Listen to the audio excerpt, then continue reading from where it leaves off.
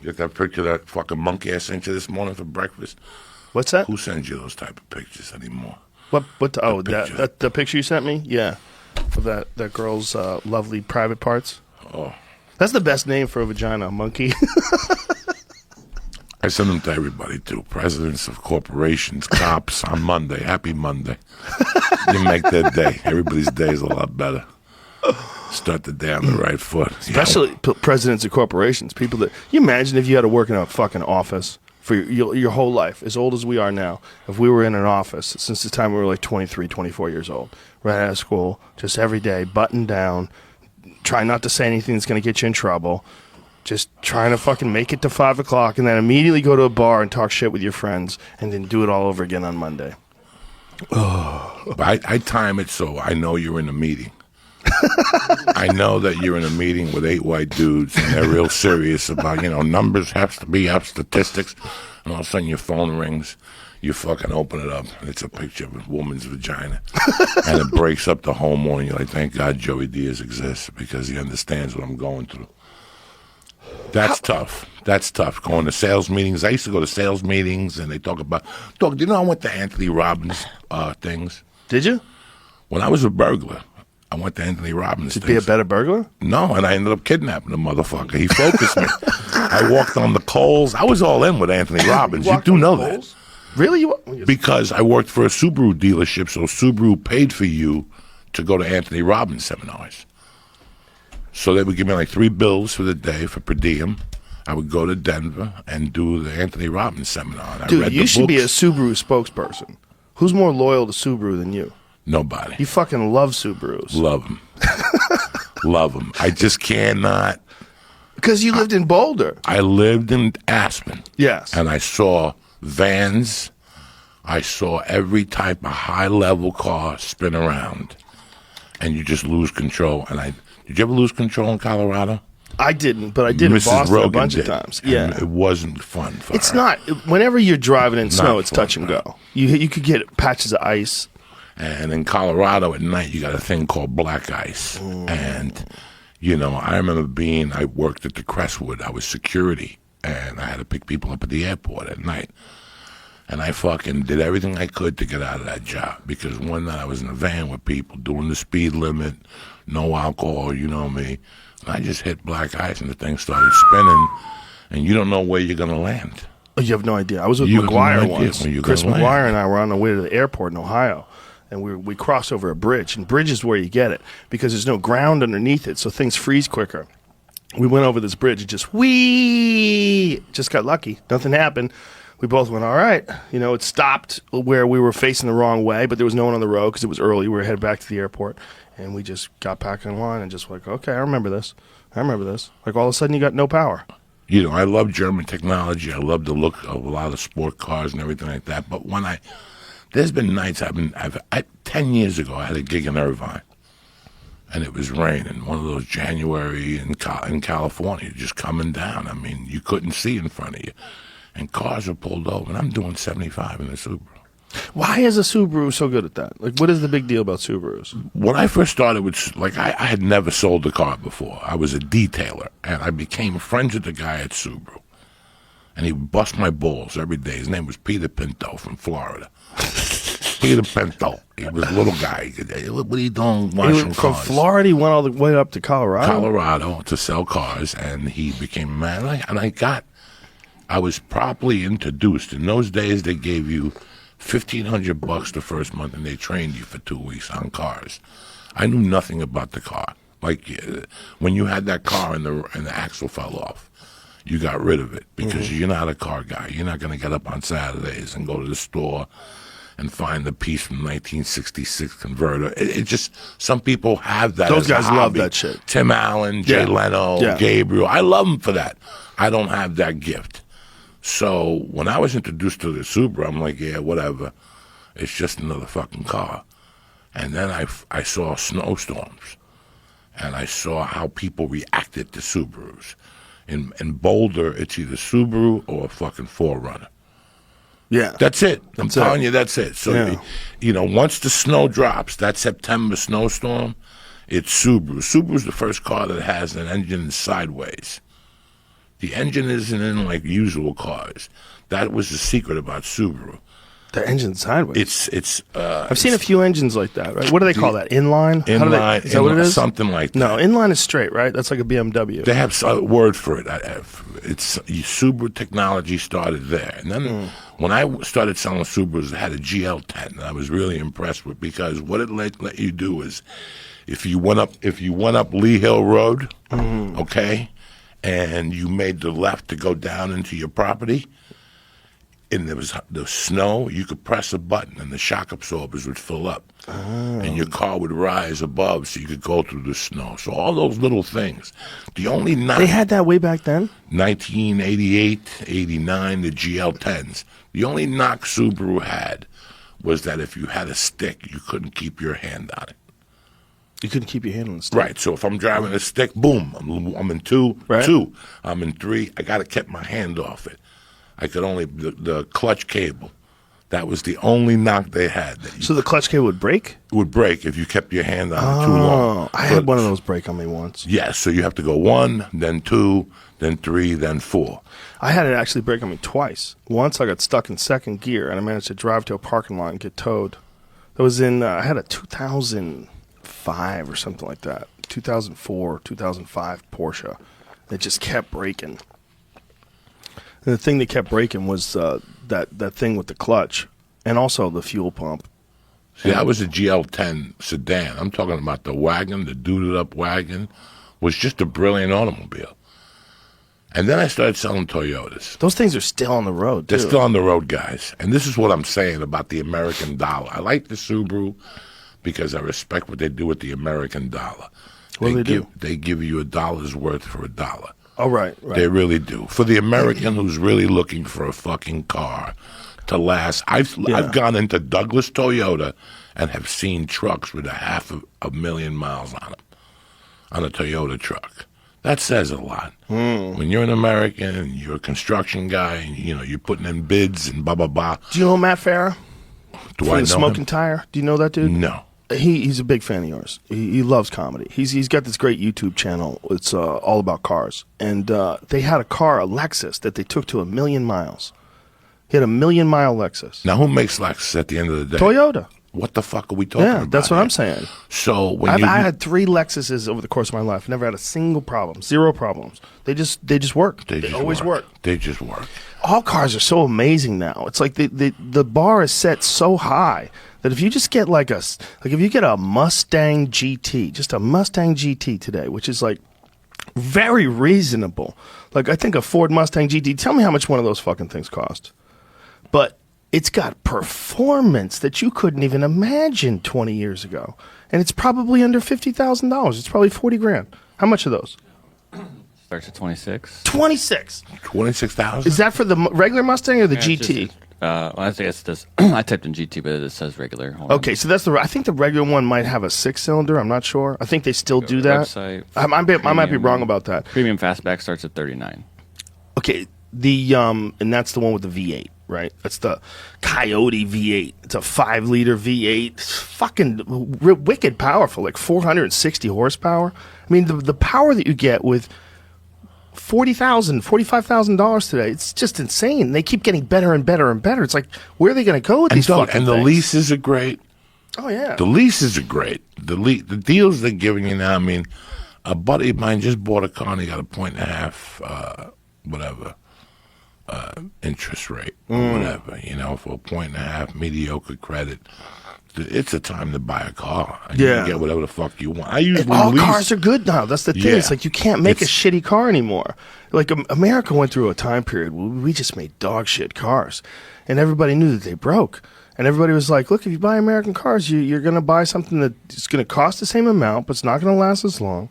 And the Japanese just took the Germans. They just took over. They took it over. And then Lee Iacocca brought it back with the K car. You know what's the most hilarious country though for cars?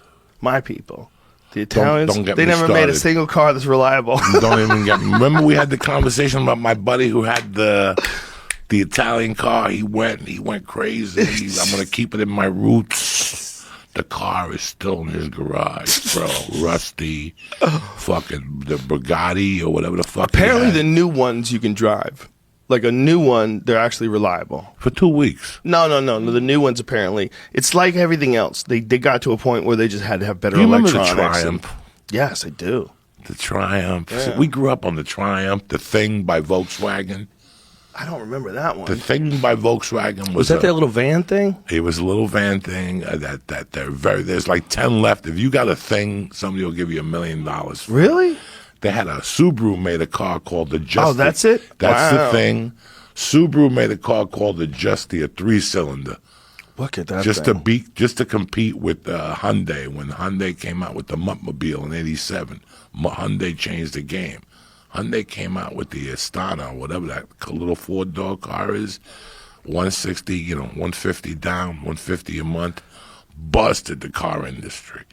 Subaru had to compete. Everybody had to drop to those tin cans just to compete. There was a lot of people driving those Hyundais when they first came out because they were so cheap. A buddy of mine got 150 a month, all day long. A buddy of mine got All one day long. that I used to drive, deliver papers with. And he was telling me, he's like, look, these fucking Koreans, man, when they get into something, they know what they're doing. Like, if they're going to jump into the car market, that's a disciplined group of people. If they're going to jump into the car market, they're going to make a badass car. Well, listen. They're very reliable. Mitsubishi, for example. Mitsubishi, people hate Mitsubishi. Americans. Why do they hate Mitsubishi? Because Mitsubishi made the parts that were in the Meg that the Americans went up against in World War II. Oh, really? So if you try to sell a fucking, those guys are all gone, rest in peace. But when you sold a car to a guy that did the reading on, like there was certain Chryslers that had Mitsubishi parts on it. Oh. Ford had Mitsubishi parts on it because Mitsubishi's like the biggest thing of car parts. Was it? So everybody has Mitsubishi parts on their car. Something belongs to Mitsubishi.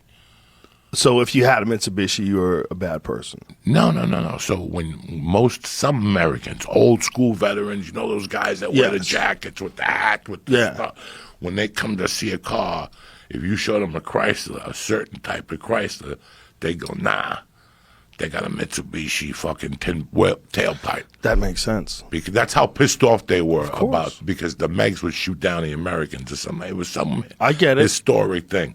But then Mitsubishi got into the business. Mitsubishi busted along in like the late 80s. They came out with that fucking car, the Eclipse.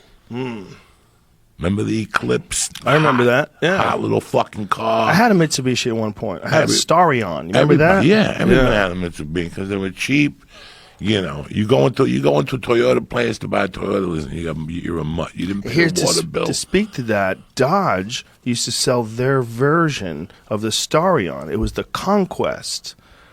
Dodge had the Conquest TSI, and it was their version of the Starion. It was the same car. It was one of the rare times in history where two car companies have the exact same car. The exact same car. One was the Conquest, one was the Starion. That was it. Yes. Yeah. That red one right there looks exactly like my buddy Jimmy DiTellio's. My buddy Jimmy had one exactly like that when we were like 21. This is why it's very hard for a guy like me to fall for fads, especially for cars, because I've seen a lot of fads. I remember Suzuki Samurai. Mm-hmm. How many motherfuckers killed the Suzuki Samurai? Was like the scooter. You know these jerk-offs with the scooters today thinking that they're cool? Mm-hmm. The Suzuki Samurai came around and it started tipping over. This thing started tipping over. But again, people try to take corners with them as if it's like a sports car. The thing weighed 8 pounds. I had friends tipping them over. They were made of fucking tin. And they were 150 down, 150 a month. And for fucking an extra $25, I had a guy with a fan because you would die in these things. People were dying. What the fuck is that thing, Jamie? They sell these in the Studio City. What is it? It's an electric car that's like a one-seater. It's like a 3-wheel one-seater car. Electra Mechanica? Yeah, I don't know how to say it. I think that's it. Electra, yeah. Dad, it's crazy, and it's a one-person car? Yeah, it's a You know what's Canadian good about car that maker, car? Bro. It doubles as a casket. That's what's great about that fucking car, that your family saves 10 G's by a casket. They just bury you in that fucking thing. But if you think about it, if you have to get around everywhere, it's just you most days, and something like this is cheap, what is the difference between being in that and being in a big truck with all that fucking empty space. You drive around and escalate like everywhere. A fucking idiot in that fucking thing. You ever drive past one of these idiots and you're at a light and you actually look at him and you're like, you're in his mind, he's thinking he's the coolest guy in the fucking world. That guy thinks he's fucking Ricky Gervais. That is actually a cool looking one. Look at that front hood scoop. Joe, that's a casket. Is that the headlight? No, it's a hood scoop. Is that their high beams? What is that? I think it looks like headlights, but I think that's actually a real hood scoop for some strange there's a plastic piece over it. Yeah, what is that? Is that clear plastic over it? Is that what I'm looking at? Could be because it's inside, but I don't know. I'm telling So you. crazy. That's like the RX-7. The RX-7 was a casket for two. Was it? Remember the Mazda RX-7? Yeah. I fucking hated that car. You know why, though? Why? Because I was coming home on January 1st, and I was one of the first people on the site. And I don't know, I don't want to say, I was tripping on something. I was on some type of drug, but I wasn't over the hill. I was still alert. And we were like maybe the third car there. And it was a Mazda that had hit a pole head on, and it was split down the middle all the way to the windshield. And I could hear the girl yelling. Oh, my God. And we were there. The fire department came, ambulance, a couple heroes trying to get him out. He was dead on arrival. They had to saw the car, and that's why I don't like those little cars. They're caskets. That's the caskets. In those days, and after that, I never got an RX-7. My buddy the Devil had an RX-7. Were they the ones with the rotary engine? I don't know. There's a sports car company that uniquely has the rotary engine. It's a different kind of engine. It's not like cylinders. Is that it? It is Mazda? Yeah, they got a different kind of engine, Joe. Mazda's a good car. Dude, I drove Mazda's one of the a good car. more modern Mazdas. Mazda's a good car. In like 2000, maybe? No, it was like 90s. Like before, okay, it was before I moved to California. See, look at that thing. That's how the engine works. Instead of having a bunch of pistons, it's got this big fucking thing in the middle of it. Like, I wish I understood engines to know why this is that different. But regular engines have the things pistons. that go like this. Pistons. Okay. Real car people must be going crazy right now. I know, I'm sorry, ladies and gentlemen. It's been years. They don't know shit. So we're watching this video that says Mazda RX-7 rotary engine, how it works. And it's describing how it works. It's a very strange video where you're watching this thing rolling around inside of an oval. It looks like a big oval engine container. Yeah. It's very different. But it's very fast. It was the one that this guy had. I guess, like I'm saying, I think it's 93 or something like that. It was really fast. And it really handled really well, too. But it was a very light car. Yeah, these things are weird, man. Like, rotary engine, that's weird.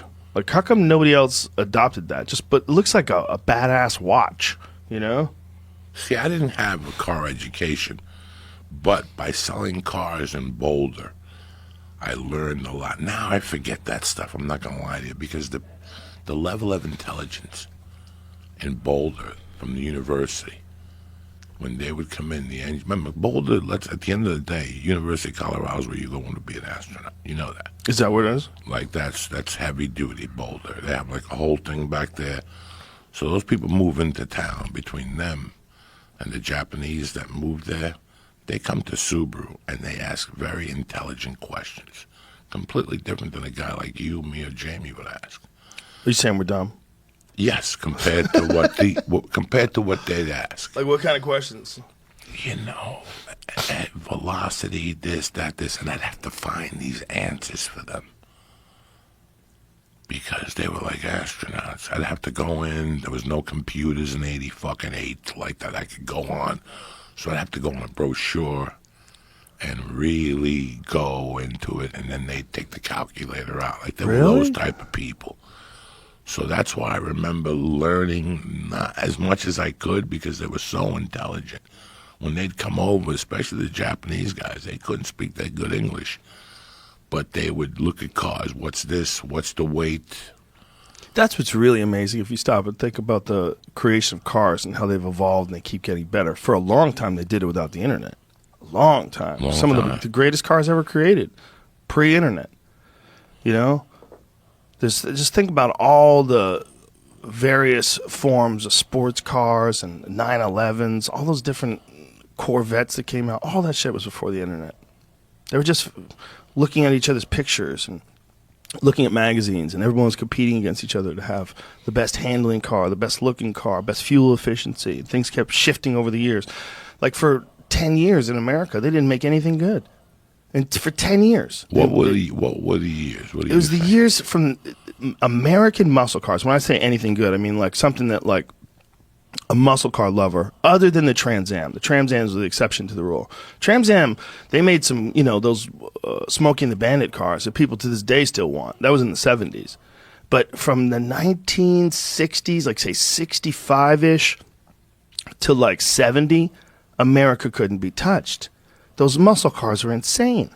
They just kept pumping out cooler and cooler shapes. What did Classics. Steve McQueen drive? He drove a 1968 fastback Mustang. Is that a bad motherfucker? Oh, yeah. How bad of a motherfucker is that car? It's a beautiful car. The design is, the back end of a 68 Mustang is one of the most underrated forms in all of automotive design. That's a 68 Shelby. That's different. That's a GT500. It's a totally different shape. The Shelby had a completely different set of rear taillights.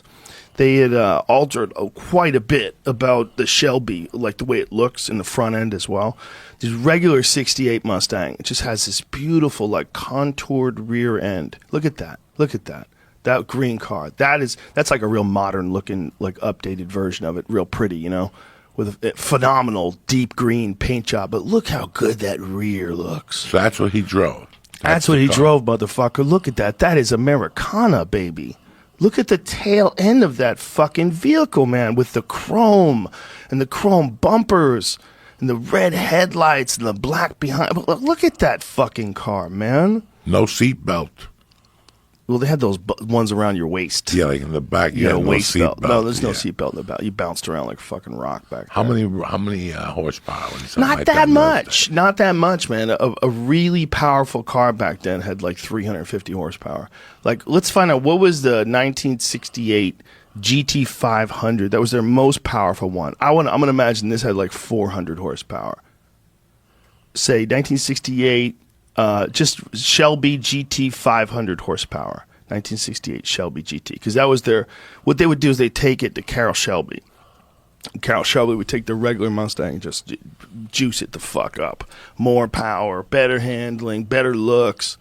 Here it goes. 400, perfect. Yeah. Now, who were they competing with? Like, this is Ford, right? Yeah, they were competing against the Camaro at this point because they made a larger Corvette, car. And the Corvette. Yeah. Okay. Sort of. The Corvette was like a little bit of a different category because it was a pure sports car, where this car had back seats. So that's a 400 horsepower. So compared to the Mustang of today, the regular GT, forget about their new one. They have a new GT500 that has like 760 horsepower. The new GT500 goes 0 to 60 in like 3 seconds. It's a monster Which car. one were they making for that movie that just came out? That was the Ford versus Ferrari. Oh. For the Le Mans. I don't know. That's what it was for. I think it was that about race car. I didn't see that movie. It was Shelby. It was him making that car, I think. Like they had 2 really? weeks to make it or 2 days to make it. I didn't see the movie yet. Well, probably for the movie they juiced that up, right? I don't know. I thought they were race cars though. I didn't think they were like these kind of cars. This is like a GT car. Okay. I don't know. Didn't see it. Oh yeah, I guess it is the GT500. Maybe that's what that was for. Yeah, I think it's not even the GT500. I think it's the GT40, which is their race car. I think because I'm pretty sure I saw I didn't see the movie. I thought you would have known. I thought you might have saw it. I think it's a different GT. I think it's their actual race car.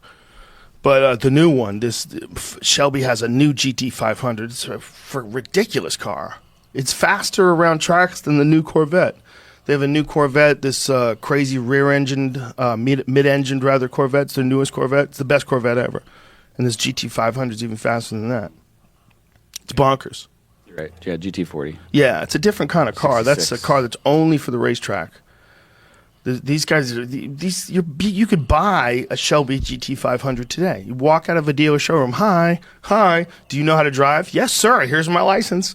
Like, you don't have to hardly know shit. And they'll let you just drive home in one of the most preposterous automobiles ever offered to man.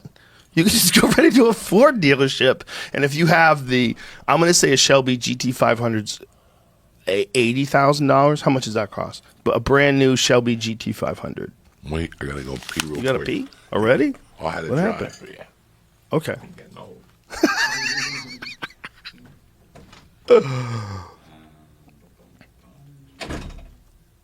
How much does one of those cost? 72.9. That's crazy. 760 horsepower. So for $73,000, you can buy a car that is so fast. If you really can know that there's a difference between the speed of that and then the next car after that, the next car that's more powerful, you really should be in jail. It's kind of cool. It has a LCD Oh, it's dope as fuck. changing cluster for your screens. Well, a lot of cars are doing that now because they can get so much more information in front of you instead of just the standard gauges. But dude, there's still something about them standard Did you gauges. see the Mustang electric car? Yes. Not bad. It's not bad at all. It's like a fat Mustang, right? Uh-huh. Yeah.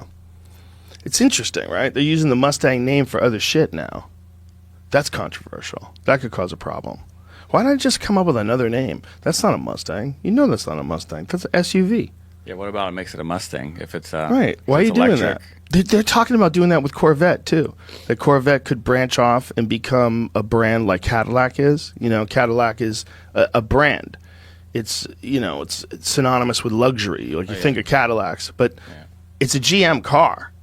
And if they decide to take the Corvette model and just make it a brand, and so have dope SUVs, like fast, racy SUVs, fast, racy four-door sedans. Hey, whatever sells cars, man, because did you see that Tesla's now valued at as much as GM and Ford together combined? Yeah, whoops, guys. Fucking dummies. He's a super genius. Just back off. It's hilarious, right? Yeah, it's still going up today. Like, Guy makes amazing cars. He makes amazing fucking cars. We're talking about Elon Musk. Tesla is worth more today than, what is it? What's the stock? GM and Ford, it's like it's over 500 now, but like the market value is they're combined. Yeah, and everybody was saying it was going to fall apart. I think it's a beautiful car, guys, but I got to give it more time. Especially the self-driving shit. My buddy has it's beautiful. He's got the electronic one. The Which one one? you plug in. Which one, though? I don't know. Is it Gorgeous. Tesla? Yeah, Tesla. Yeah. Gorgeous. But he was telling me to go to San Diego. You got to stop in Commerce City. Yep. And plug it in for 20 minutes and sit there like a bump on a log. Yep, you do. You know, there's just so many different charging places. I took an Uber a couple of weeks ago. I got into a car that was just amazing, that blew me away. A fucking Honda Accord hybrid. So they're making everything. Accord they make some nice Accords. Now, this car, you know, Accords are listen, beautiful. you get in a Honda, you get in a Toyota sometimes. Not Toyota as much, but Mitsubishi. What's the other one? Hyundai. When you close the door, there's a lightness in the metal. That's where you see there's a lightness. Like, it closes a certain way. When I get in your fucking Porsche and I close it, that makes a certain noise. You know, it's a distinct noise. You never been in my little tiny one. I got a 1993 964. It's a real light car, but the metal in it is so much thicker than You any feel the metal you've gauge. ever used I today. like all that. This door is like chunk. When you close the door, chunk. Like you could feel the weight to it. You feel when you tap the fenders too. There's no give. It's a different structure. Totally different. So I was blown away even by the Honda Accord hybrid, what we're paying for gas. I mean, it's just a great little car. I'm looking at a couple different options. I was in Huntington Beach. You're thinking about going away from Subaru? Adding something to my collection just because, You need to get a Caddy. I got a fucking... I've always said you need a Cadillac. You should have had a Cadillac a long time is ago. a badass You should be a motherfucker. Cadillac man. That dude gave me a ride. Last week I was in Huntington Beach and I took a special an Uber special, and it was that Cadillac, and he told me exactly how he got it, what the scam is with them, how to do it. He hasn't had a problem. The battery died, and that's their main knock.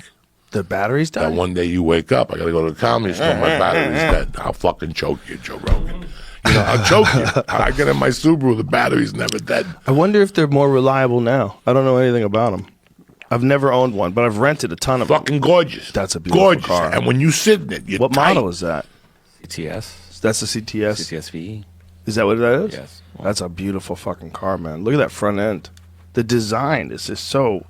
It's so interesting. It's like after I left here the last time, or the last 2 times, a guy reached out and said he would give me one. You need a Cadillac for $560 a month, at least 0 down. Take it, Joey. I want to see you strolling around in a Cadillac. I would love it. Bumping Biggie. I can't Biggie, do it. Biggie, can't And you the see? Subaru I love Sometimes that I have, they hypnotize but people me. are like, dog, why are you driving a lesbian car? People always say that shit to me. And it hurts my feelings. Like, why are you driving a lesbian car? Dog, it's not a lesbian car. It's just a fucking Subaru, man. You love a reliable car. I respect that about you. I want to get in the car and start it. I don't want to be in service. I don't think these things are unreliable anymore. You know, I got free service. You know, the warranties they give you now are fucking, you know, Volkswagen, which nobody buys. Look at that, Joey. What is that? That's a Cadillac. Oh, that's fucking CTSV. beautiful. Look at that fucking car. Is that the coupe? I don't know. Is that a 4-door? It's hard to tell because the picture's so dark. Yeah, there's 4 doors on that. That's a 4-door? Oh, no. That's 2. That's 2. Yeah, see that little rear window? That's not like a full window. Wow, that's a beautiful car, man. They make some killer. You know what's a killer fucking car right now if you want an SUV? A Lincoln Navigator. The new one is insane. I wonder what happened to Lincoln. Are they still in business? They only make the Navigator, and then they make one or 2 other luxury coupes, Lincoln which are made very some nice. Beautiful cars. Their when cars I was now a are kid. very nice. Gorgeous. Then they went away. Like they just. Well, this the Lincoln Navigator's the Continental biggest was thing. big. Yeah. They sold 10 million of those to limo drivers. Oh, yeah. Then they stopped production on them, so I didn't know what was going on with Lincoln Continental. They just tapped out. You know what's the shit? Is those 1965s with the suicide doors. Come on, son. You know, I'm never that bold. I could not buy one of those cars. You go rolling around in one of those 1965 Lincoln Continentals with the suicide doors, like, holy What shit. did the Green Hornet drive? Did he drive a Continental? See what he drove, Jamie. When he got in there. Green Hornet. He used to get out and open the door sideways for whatever his name was. The Black Beauty. Chrysler Imperial Crown. A beautiful fucking Wow. vehicle. Let me see a picture of that. 1966 Chrysler. Look at that thing. We're looking at picture 1, ladies and gentlemen, that looks like it has machine guns that poke out of the hood. Well, And missiles. that was the Black Beauty. Oh, my God.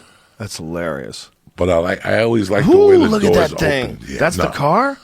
Yeah. What a fucking car. Who made that one? No, that's a resto mod. Yeah. Oh, is that the new Green Hornet? Oh, yeah. the new one. That was the new one with Seth Rogen, right? Yeah, I didn't see that one. No, I want to know the one where Ooh, Bruce Lee look drove. at that one. Look at that one. People don't understand. We're a little too young for it, but people don't understand what an impact Bruce Lee had when he was doing the Green Hornet.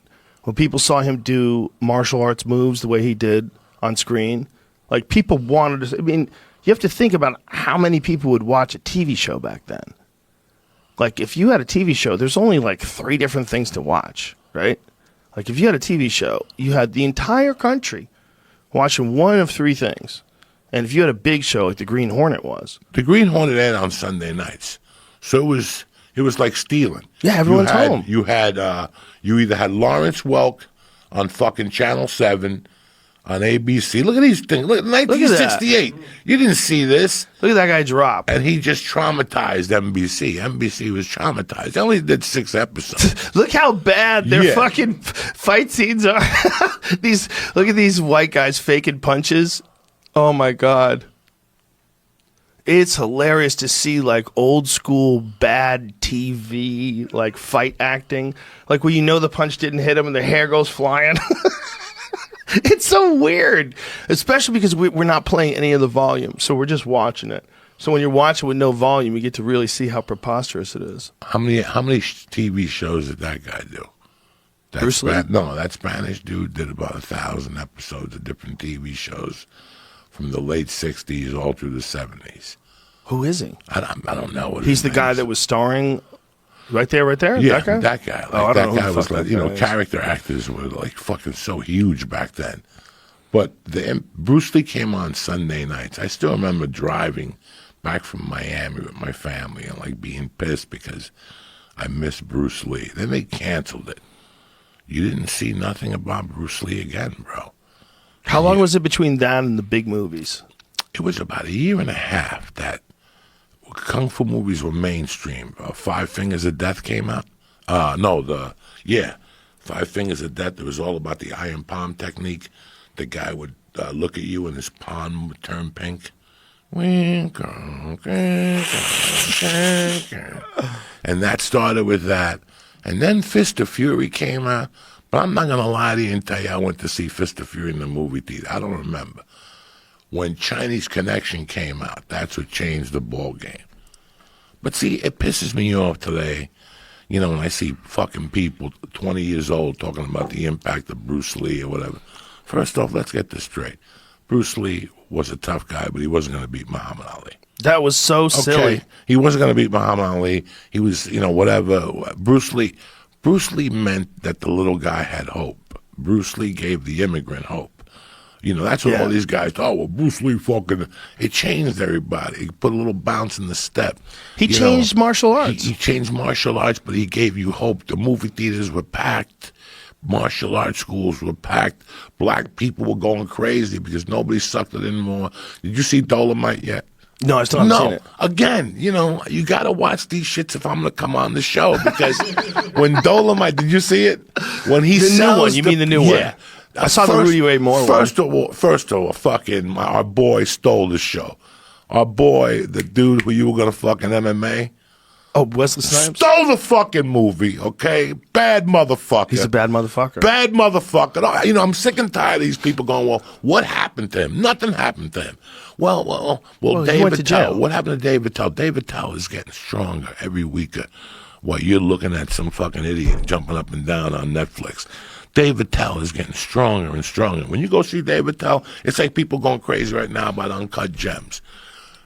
Adam Sandler's been around for 30 years. He's got something for your ass. It may not be goofy, jumping up and down and wetting you, but when he did, have you seen Uncut Gems? I heard it's great.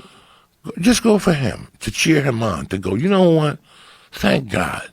Because people think that we're like fucking mooks as comics. I'll hit you from fucking 90 different directions. You could just act, bitch. We could do it all. And when we get 30 years under our belt, we become weapons. Like Jimmy Smith's, like any of these people that have been doing it for 30 plus fucking years. Eventually, you're going to get fucking good at it. Yeah. So, I still didn't see the Tarantino movie. I saw the Joker. Tarantino movie's amazing. I won't say it out of disrespect for Bruce Lee. I saw the Joker. Well, I just don't even want to go there with nobody. Yeah, I'm not in the mood. If he didn't fucking live through it, I don't want to hear his fucking take on it. It doesn't make sense. It disrespected Shannon, so it means it disrespected me. You disrespected my fucking pal, and now, I don't even know Shannon Lee. Yeah. But if a bunch of these people got fired up, I watched the Joker. I liked it. The Joker was intense. I liked the Joker was intense. I saw Uncut Gems during the break. I went to Christmas night. My fucking girls went to sleep, so I slid over to the Lemley, ate 3 edibles. And my heart was beating with that fucker because that movie's Joey Diaz, 83 to 84. Whatever you want to do, we're going to do. What do you want to do? Joe Rogan, listen, I got something coming next week. Let me get 20 G's till next week. There ain't no next week. Jamie, don't say nothing to Rogan. I need 10 to fucking put this number in. And it just goes. Think of your life from there. You're borrowing from Peter to pay Paul, and then you're telling Jesus to suck your dick. It's nonstop. Yeah, I went to see. People said like that. People were like, "Don't get high and go see it." Fuck you! I'm going deep to go see it. I prepared like at 8 Who's o'clock. in that? Huh? Who's in it? Just Adam Sandler and a bunch of fucking whatevers. It's just a movie of the basketball player that you don't know. Kevin Garnett. Oh, okay. And it's nonstop. So it's mostly Sandler, and it's Sandler bumping into what happened to my 30. Oh, wow. I'll catch you next week. I gotta go. Yeah, you motherfucker. It's fucking constant. It's, that life. And then is an Academy Award winner. I don't fucking know. I took it home. I wore it for a couple days. It's okay. Is anything a fucking Academy Award winner anymore? I watched The Irishman. You didn't see it yet either, so no. Again, you go skiing for 3 hours. What are you doing on these flights? You look at Ian Edwards, wait for him to go to sleep, then you go to sleep, you fuck. That's when I watch these 3-hour movies. I can't watch them at home. I got a 7-year-old. So you just watch them on flights? On flights, I try to write. Sometimes I've come up with some of my best bits while writing. No. That's after the movie. But you're right. It's a 5-hour and 51-minute flight. That's true. So I usually do a little, I listen to music, I get tuned up, I eat whatever they give me. I fucking put the movie on, and I got the notebook right on the iPad. So if something comes to me, you tighten it up, and then you got the whole night that night in your hotel room. But no, I like The Irishman. Do you write on your iPad? Yeah, lately I've been. I got a notebook on the screen, or do you have one of those detachable keyboards? I have the keyboard with the screen, and I just type like I'm usually. So that's why I put the final product now. So now I have a notebook still where I fuck around, put different stupid ideas, and then once the joke works, I put it on the iPad now, and now I can add tags to it. Oh, okay. It's not like I used to before. So now I have. But you're just typing on the iPad screen, just like a phone, right? Like you don't have a keyboard that you attach to. No, I have a keyboard. Oh, you have a separate. It closes, yeah. Oh, okay. The Apple one with the big screen. Yes, okay. It saved my life. The best thing that ever happened. When you do that, Twitter, it's basically like a little laptop. Listen to me. No Twitter. No Facebook, no nothing. I got YouTube, Netflix, Hulu, and that writing app. That's it. That's for the hotel room. That's good for your head. Friday right? night, nobody fucking. If you Facebook me on Friday night and I'm on the road, you gotta suck my dick. Twitter, the same thing. I don't want to look at it on the road. That's a distraction. So on the road, I don't want to do podcasts. I don't want to do nothing. Yeah. I want to lift a little bit, maybe go to a fucking local kickboxing school and do a workout. But I want to focus on that writing. Not 6 hours worth. I ain't no fucking Hemingway. Just to make little adjustments from the night before. Yeah. That's it. Well, you got this time when you're on the road, and you can use it in a way that's going to help you. It can be beneficial, or you could just use it. One of two things, right? You got to figure out like what's optimal for you when you're on the road. For me, I always have better sets when I work out. You have to work out. Always. You have to work out. I don't like that weird fog that I feel when I fly into somewhere and then I just like get ready for the show. I'm like, God, there's something about like it's hard to get everything going. But if you just get on an elliptical machine for 20 minutes, that's it, 20 just minutes. Listen to some good music and just say, there's no option. You have to do this. Just fucking do this. Once 10 minutes gets going, then you're sweating, you're having a good time. Then you're fine. Then you're good for 40 minutes or more. We've been friends for 23 years. You've been taking me on the road for 20 of those years. We could not do what we were doing 20 years on the road today. Not because I'm not calling you out, because you have children, you have a wife, you have 1,000 other responsibilities. So Tuesdays and you Wednesdays can't do those shows anymore. Around. Yeah, and Sundays out too. Sundays out too. So it's now, also it's like you can get a lot out of that when you're in those early stages like we were when we were learning how to do the road. There's a lot you get out of those Wednesday through Sunday weeks. You know why? Because by Friday, you want to stab yourself in the throat from saying the same jokes. Yep. So you wake up Saturday morning and you write like a motherfucker. Yeah. Because Saturday, you got 3 shows. Remember, we went through this 3-show pattern. You 3 were the on one Saturdays, that said to me, we're not doing midnights no more. It's not worth it. Yeah. It's the law of diminishing returns. You don't even know what joke you fucking said by midnight. Yep. Even if you stayed sober. You didn't smoke then. We were sober as judges. You still, you're like, did I fucking say this bit? So that's just a burnout. That's the law of diminishing returns. Sundays. People are tired. They don't have the same reaction on Sunday usually. You and I were never tired then, but there was no children involved. There was no serious girlfriends involved. There was not a lot of, the podcast wasn't involved. There was a lot of different things then. Now, my schedule has to be this. You want me to tell you something? I could fucking take the Friday flight to L.A. I could take the Friday 6-hour flight at 6 a.m., land in Kennedy at 2, and be at town hall ready to go at 8. But do I really want to do that? Do I need to do that? No. So I'll take the 6 a.m. on Thursday, get to New York at 2, take a little nap. At 4, go downstairs, do the elliptical, get 2 5-pound, shadow box for 10 minutes, because ain't nothing better for you than shadow boxing. Breaks a tremendous sweat, a couple upper jabs. You go upstairs. You're also moving. You bang one out in the shower. Woo! You get yourself up, and you cook, and you go for a nice steak. And you get to see the town. And then I do what I learned from my brother Joe Rogan. You leave a fucking huge tip. So when they go out for employee night, the word gets out that Joe Rogan in town. Friday morning, you wake up, the show sold out. I don't even have to go do a radio. You know what I'm saying? That's the plan. Yeah. And then you get up Friday and you go to a local kickboxing school. How cool is that? And they're looking at you like, Mr. Rogan, are you sure? Yeah. I'm doing the class. I want to meet a few people. You get more out of that than anything. And they talk to you. They bust your balls a little bit, but then you get an Uber set to pick you up. And you go back to the hotel and you actually got out and you were social before the show. Mm-hmm. Now I could go back to that hotel room and sit in there for 6 hours and dig it. You write for one. You throw an episode of The Sopranos on for one. You throw an episode of something else. Then you go back to writing. Maybe you take a nap, take a nice 20-minute shower, do a 7 o'clock show. In case you sell out, you do the second show. But if not, you're back in your room at 10:30. Little room service. You throw on a movie you haven't seen. You eat an edible. You're up at 5. You're at the airport at 6. You're back at LAX at 9. I want to see this documentary. Sounds perfect. That's what works for me now for me to be most effective. You know, I could be a gavone and go out there on Wednesdays, but by Saturday, I'm not going to be a good comic. Yeah, I think I'm not going to be a good comic. Put in the reps in town. It's just about reps, you know, as many reps as you can get. The thing about the road when you're doing those Wednesday through Sundays is that you're getting long reps. You're getting like hour sets every show, which is great too. I mean, I'm not.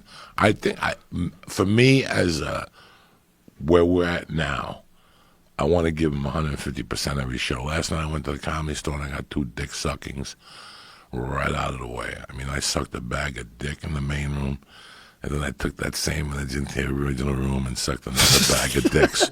But I wanted to try new material. See, I was failing in the past. I was going to all these other clubs and going, let me not trash at the Comedy Store. Listen, you bring everything to the chapel at the Comedy Store and let the pieces fall where they're made. It's $15 to get in.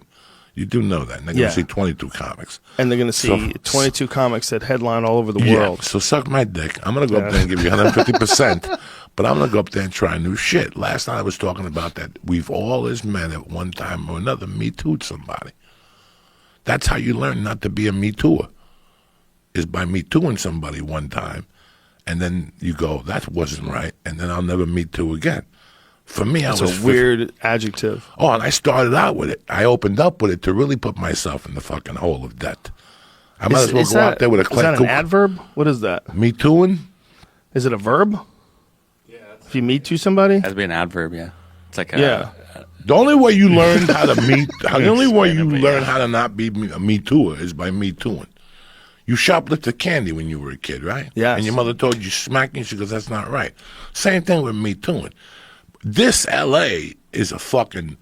Me Too was invented here. They fucked Marilyn Monroe to death. They fucked her to death. Her vaginal thing looked like that fucking embassy in Tehran, whatever they bombed. What was that famous Fatty Arbuckle case where there was a... That's just disgusting people out here. Yeah. This is, between the Bikram documentary, did you see that one? I didn't see that That filthy fucking animal getting women to suck that fucking 90-degree weather, 6 yoga session dick. That's just cruelty to animals. You could put you in jail for just sucking that dick. Harvey, all that shit happens here. But as men, we've all Me Too'd somebody when you were a kid by mistake. And for me, I was in love with this lady named Faye. She was 37, had big juicy tits. She'd wear hot pants. I was about 14. I had never even seen a vagina, no titties, nothing. And we used to play basketball, and our 2 dogs were blind. She had French poodles, and she had flip-flops, and she'd cross the street, and she was so hot. She was 38, and she had a husband that was like 60. He would just barely be alive, like that dude from Texas that was fucking J. Howard Marshall. And he would watch her because he knew he was savage, so we were going to take her down. She had 2 daughters, and the daughters were badass. But one of my Goombas dated one of the daughters. I never told him I was in love. Every time I played basketball, Faye would come out and the game would just stop. And she'd turn for us, and the sun would shine through her halter. Remember halter tops in the 70s? And she had real yummy titties with the nipples sticking up. And it drove me crazy. I was 13, 14. I lived through that. I'd see her in the winter with pants on. She looked delicious. And finally, summer of fucking 79, I'm getting all fucked up with some friends of mine, and we're drinking fucking nips. We snorted some angel dust, and we're listening to Led Zeppelin 2. If you're gonna fuck anybody, Led Zeppelin 2 is the album to get you. It starts off with a whole lot of love. That just gets your hips moving, and then it goes into the Lemon song. And he's talking about squeeze me, baby, till the juice runs down my leg. I'm like, that's it. The juice is running down my leg tonight. My mother was a flower chick. She had flowers everywhere. I put on like a shirt. I swear to God, it had to be about 10 because she would walk the dog at night, but the husband was 60. How old were you at the time? 15. The dog would sleep. The husband would pass out by 8. So she would take the dogs out for the 10 o'clock. She would put them down, and, they were kind of blind French poodles, and she would still wear the fucking tighty whities, the Dixie pants, Dixie Dukes, Daisy Dukes. Shorts. This is in the 70s before Daisy even was invented. She already had the Daisy on with the shirt, and I remember being on that Angel Dust hiding in the weeds like fucking, and with the flowers. I had flowers for her. I was going to bring her flowers. But my plan was to attack her, like just jump her in the thing, throw her down, and give her the flowers. This is how crazy I was. You were going to attack her? Like I couldn't take it no more. Like I wanted to marry her. Like that's how fucked up I was. And you were on Angel Dust. And I was on Angel Dust. It was whatever, THC crystal, call it what you want. It's animal tranquilizer, no matter how you look at it. And I remember that I ran up on her, and she turned. And she goes, Coco, what's going on? I go, and I just stopped and I go, Faye, I'm in love with you. And she's like, what are you talking about? And I'm like, Faye, I've been in love with you for 2 years. I want to run off with you. Fuck my mother. I'm like, let's get a job. Let's leave. Wow. And she's looking at me like I was retarded. First of all, she's looking at me like this kid is fucking snapped. And she goes, you've been drinking. I'm like, I still love you. Take the flowers. And she goes, I'll tell you what, if I divorce my husband, I'll consider it.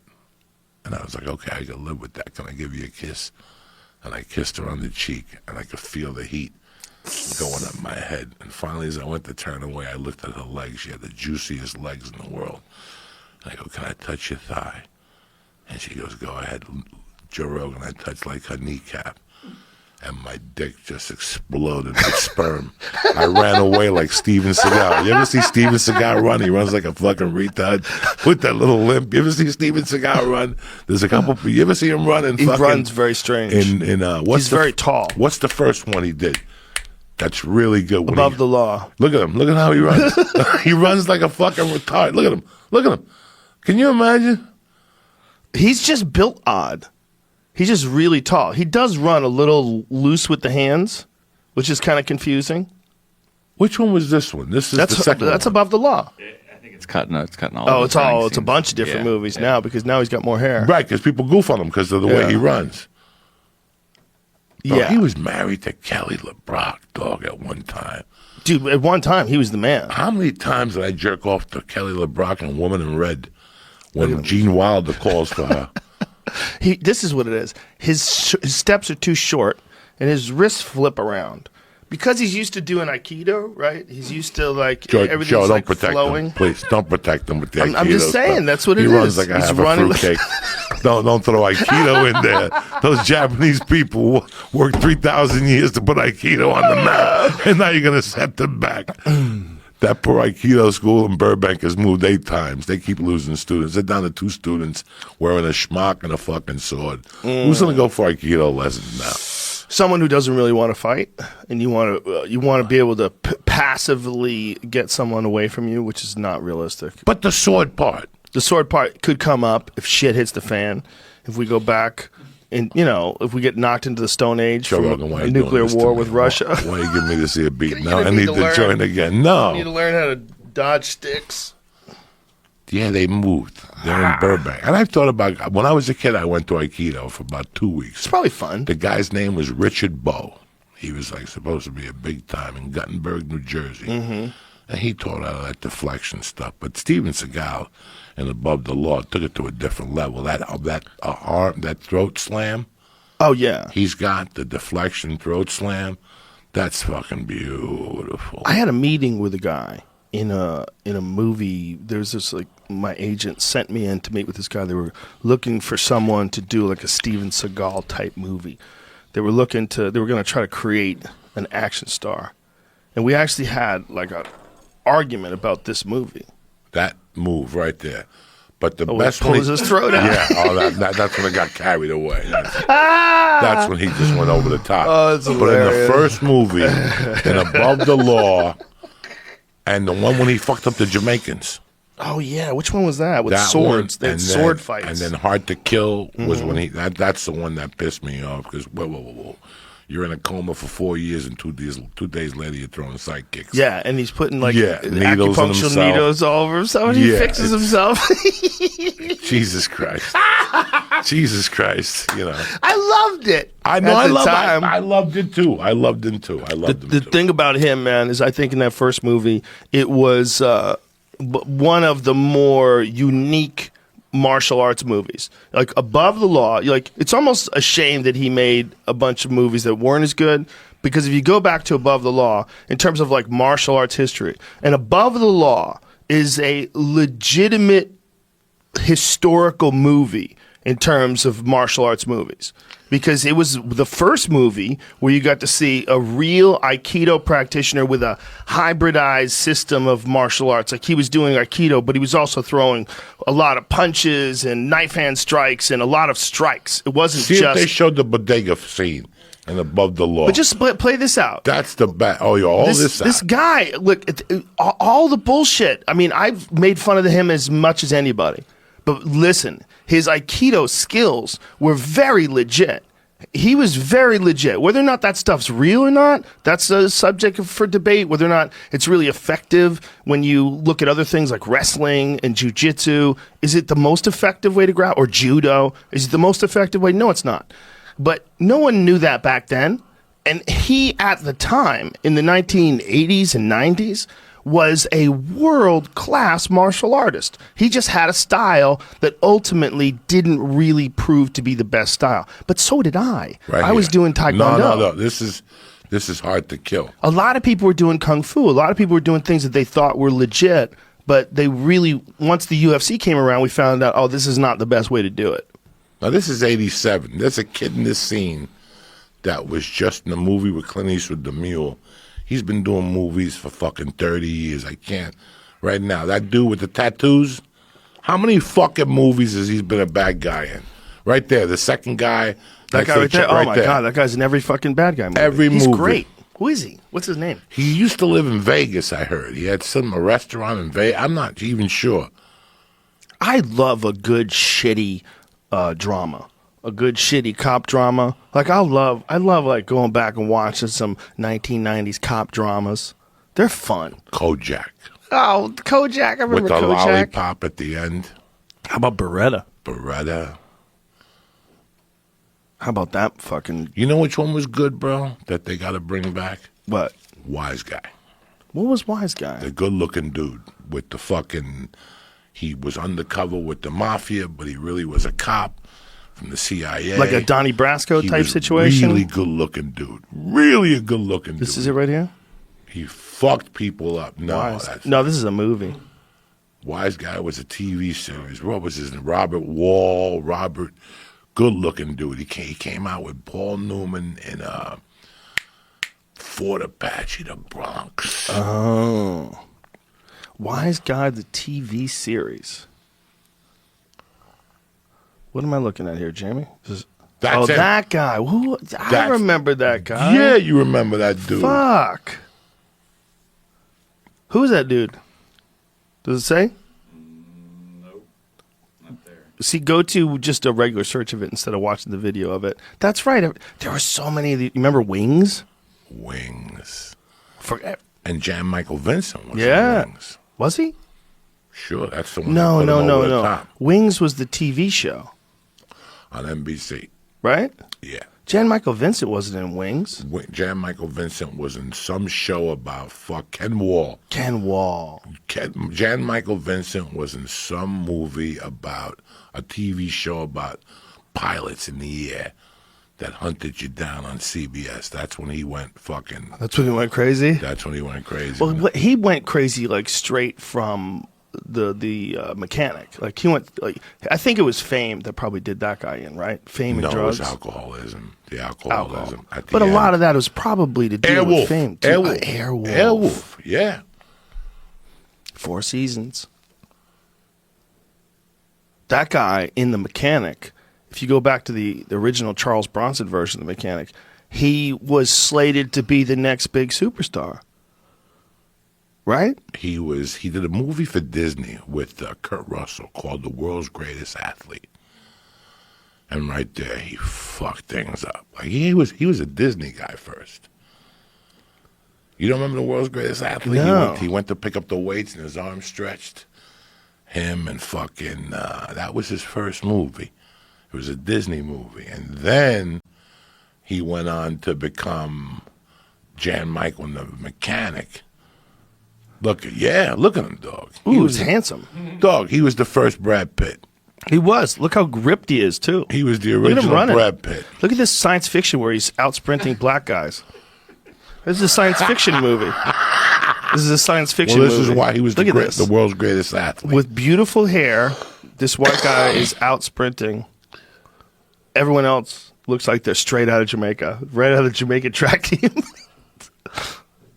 This is a ridiculous film. Look how much further he is ahead than those guys who you know would beat him in a real race. Even the black people cheering for him.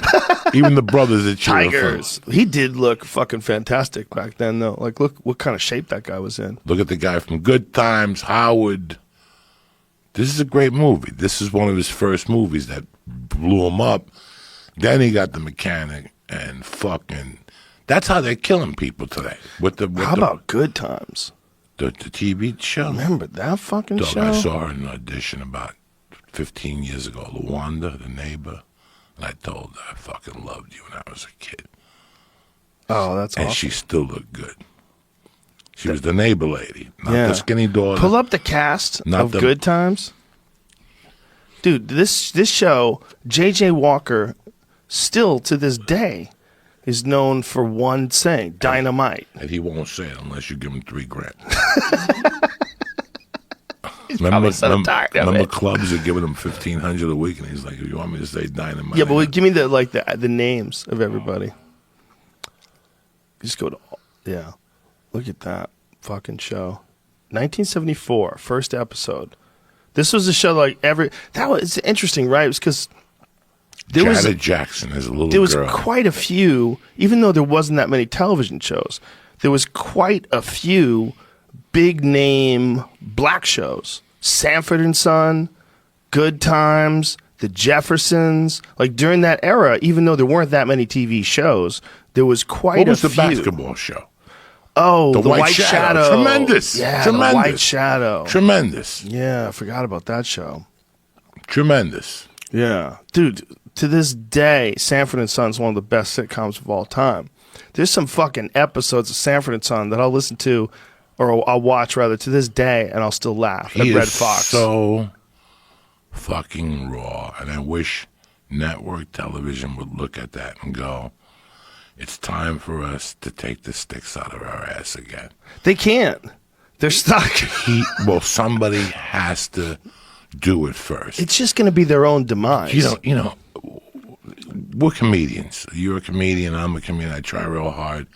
This was our early education. This couldn't have been a better education than watching. And here we're watching. Remember, we're watching Paul Mooney write these lines. Mm-hmm. Paul Mooney was one of the writers on this. So we had Richard Pryor on one hand. But then you had this sick fuck. He hated Puerto Ricans. I don't want no Puerto Ricans in my house. He hated Julio the neighbor. God. You know, America. This was Friday nights, and then it was followed by Chico and the Man at 8:30. Yes. You know, Freddie Prinze. CBS had their answer of Archie Bunker, which will never happen again. Every year they try to do a different Archie Bunker. They're never going to do it because it's not coming from the heart. Yeah, they can't sell it like he did. That he does a scene when Sammy Davis Jr. has to kiss him. Like there's a scene of fucking when Sammy Davis. What was the actor's name again? Carol O'Connor. Carol O'Connor. When Carol O'Connor, he grabbed Carol O'Connor and kissed him in the fucking lips. That, you know, so many different. Yeah, right here, all this shit. You know what's crazy? Carol O'Connor was like a great actor, an actor for his whole life, but he's known for sure more than anything for being Archie Bunker. Right here, look at his face.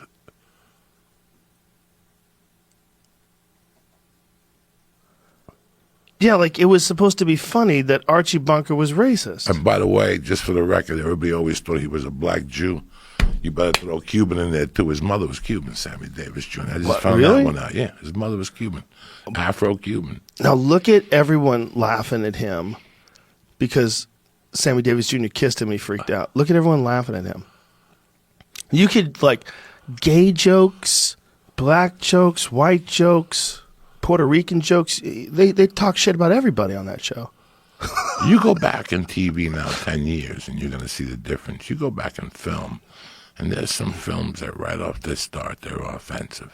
Oh, yeah. In today's world, they're very offensive. I just saw something that was on like regular TV and me and my wife were like, this wouldn't fly today. It was just something that was on like at 9 o'clock. It wouldn't fly. Well, what about Ace Ventura: Pet Detective? It was all about a guy who was trans. A guy who was it was cross-dressing at the very least, like pretending to be a girl, but it turns out to be a guy the whole time. And everyone's disgusted because they had kissed him thinking it was a girl. So everyone's throwing up and like you would never be able to do that today. It would be transphobic. People would freak out. Do you remember that? No. There's that pretty lady who was in a bunch of movies back then, but then just like went off the rails. Sean Young. Do you remember her? She was in Blade Runner. She was the beautiful young robot in Blade Runner. She was in a bunch of movies, man. But then she just went off the rails. She's one of those Jen Michael Vincent type characters for a bit, I think. Or just the pressure of it all was just too much. So this is the scene at the end of it. Is that Courtney Cox with the gun? Yeah. And there's Sean Young. That's that lady. And so we find out in this scene that he's really, or she's really a guy. Or I don't get it. Or she's, how do you say it today? Back then you would say it's a guy pretending to be a girl. But you don't say that anymore. Now you say what? She's trans? So, but we're supposed to believe that she's got a giant hog under there. Where's the scene? Does this take forever? Yeah, he's got to lead up to it. He's explaining everything to them. So he tells them all that that's a guy. So this is like some bad guy that they've been looking for. He's the famous kicker from the Miami Dolphins. That's show. right. That's Ray right. Finkel. Oh, that's right. Laces out. That's right. That's right. And he's angry because he fucked up that all game. These cops know about this one game. Yeah. Boom. There's the part. So she's supposed to have it tucked in right there. Right. Or something. And they all flip around. And Tone Loc's in there too. And here's Captain Winky. Now he's gonna turn her around so everybody can see that she's got a hog. Turn her around. No, excuse me for just Really what happens here? Yeah, because it's the big reveal. There it is. There it is. Look at them all throw up.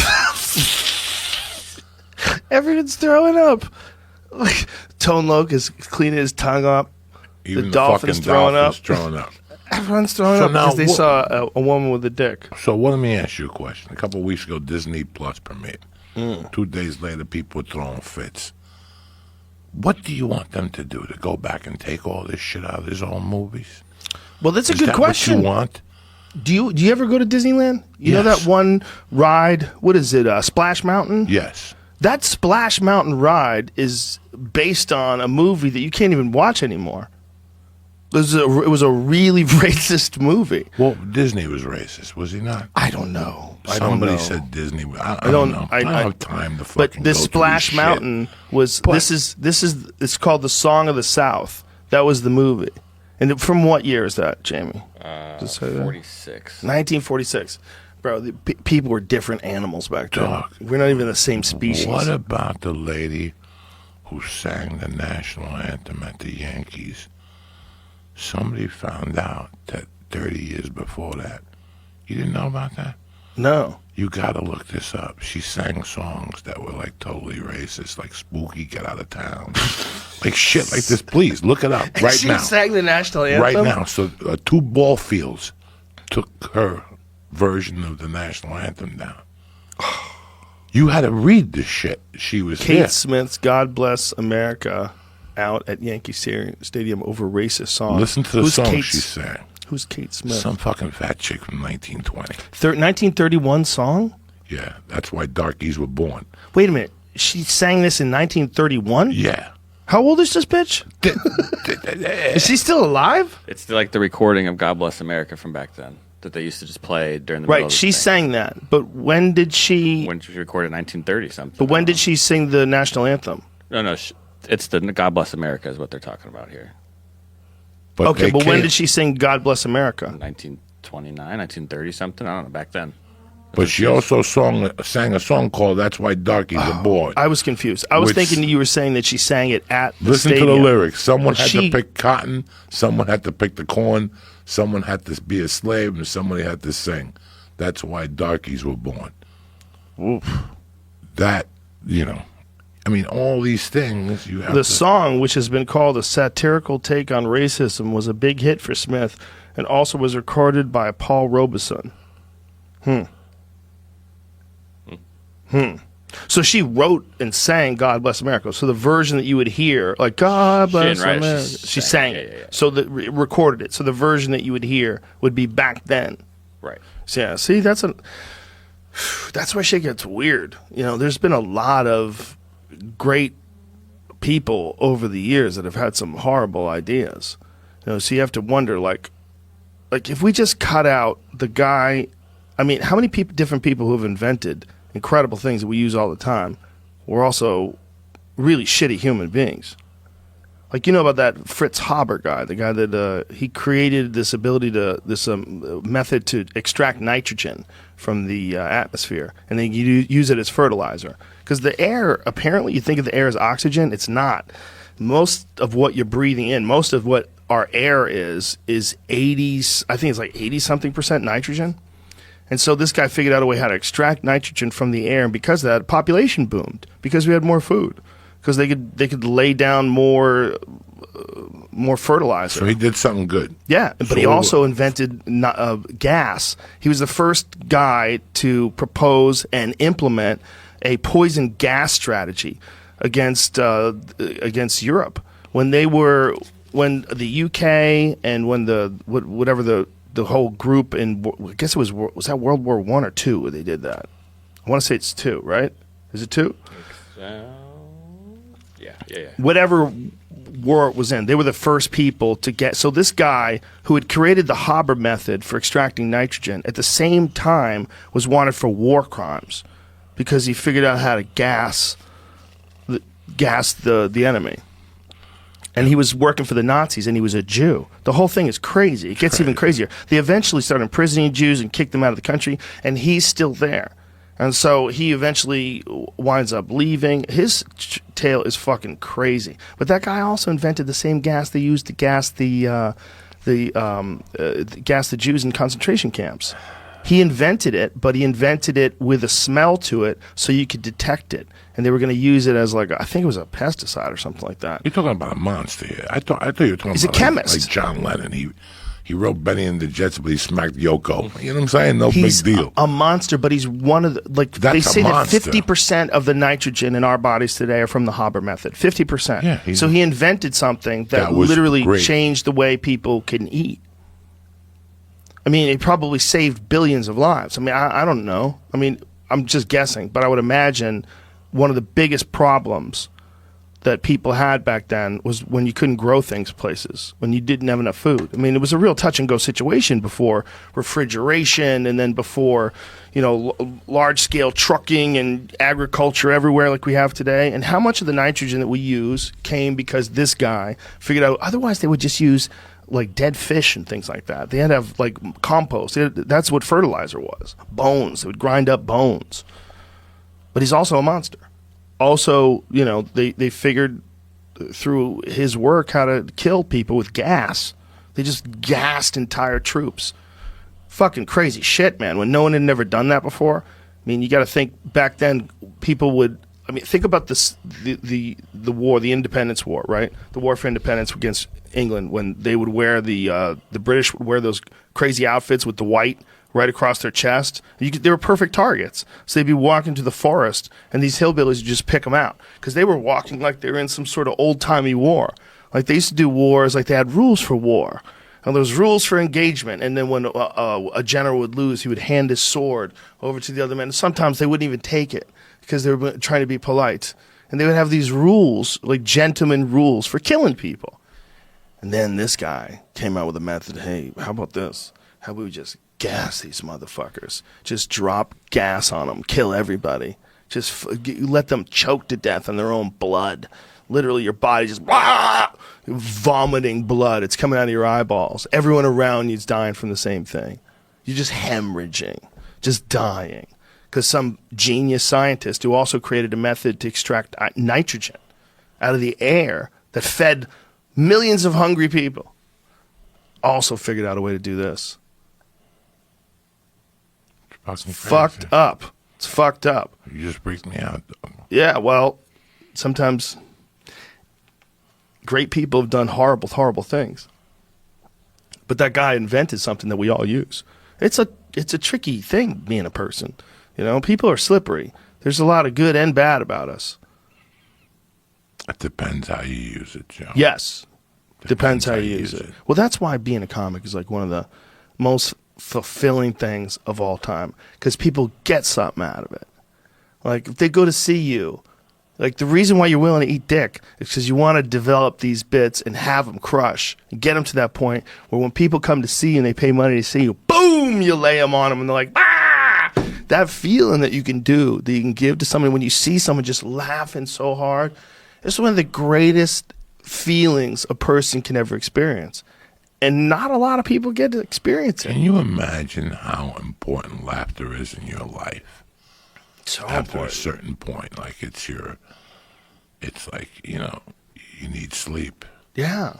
You need food. And if you really have a laughter, but you also have to learn how to laugh at yourself. Yes. And once you conquer that, your life changes completely. Yeah. That's 50%. You know, the number one killer is stress. That's the number one thing that could kill you. Yeah. Is you being stressed out. But humor, I mean, I love getting high at night doing edibles and finding stupid videos and watching an old stand-up reel. Yeah. And just laughing my fucking ass off. I love it. I love it. I'm enjoying it more every day. And when you have kids, you really laugh at the shit they talk about, you know. Dude, I laugh at kids' movies. I watched Dora the Explorer, the live action one. The new one? The new one. With Yeah, tremendous. It's hilarious. Tremendous. Listen, there's some legit laughs in that movie. I got bad news for you people. I got bad news for you people.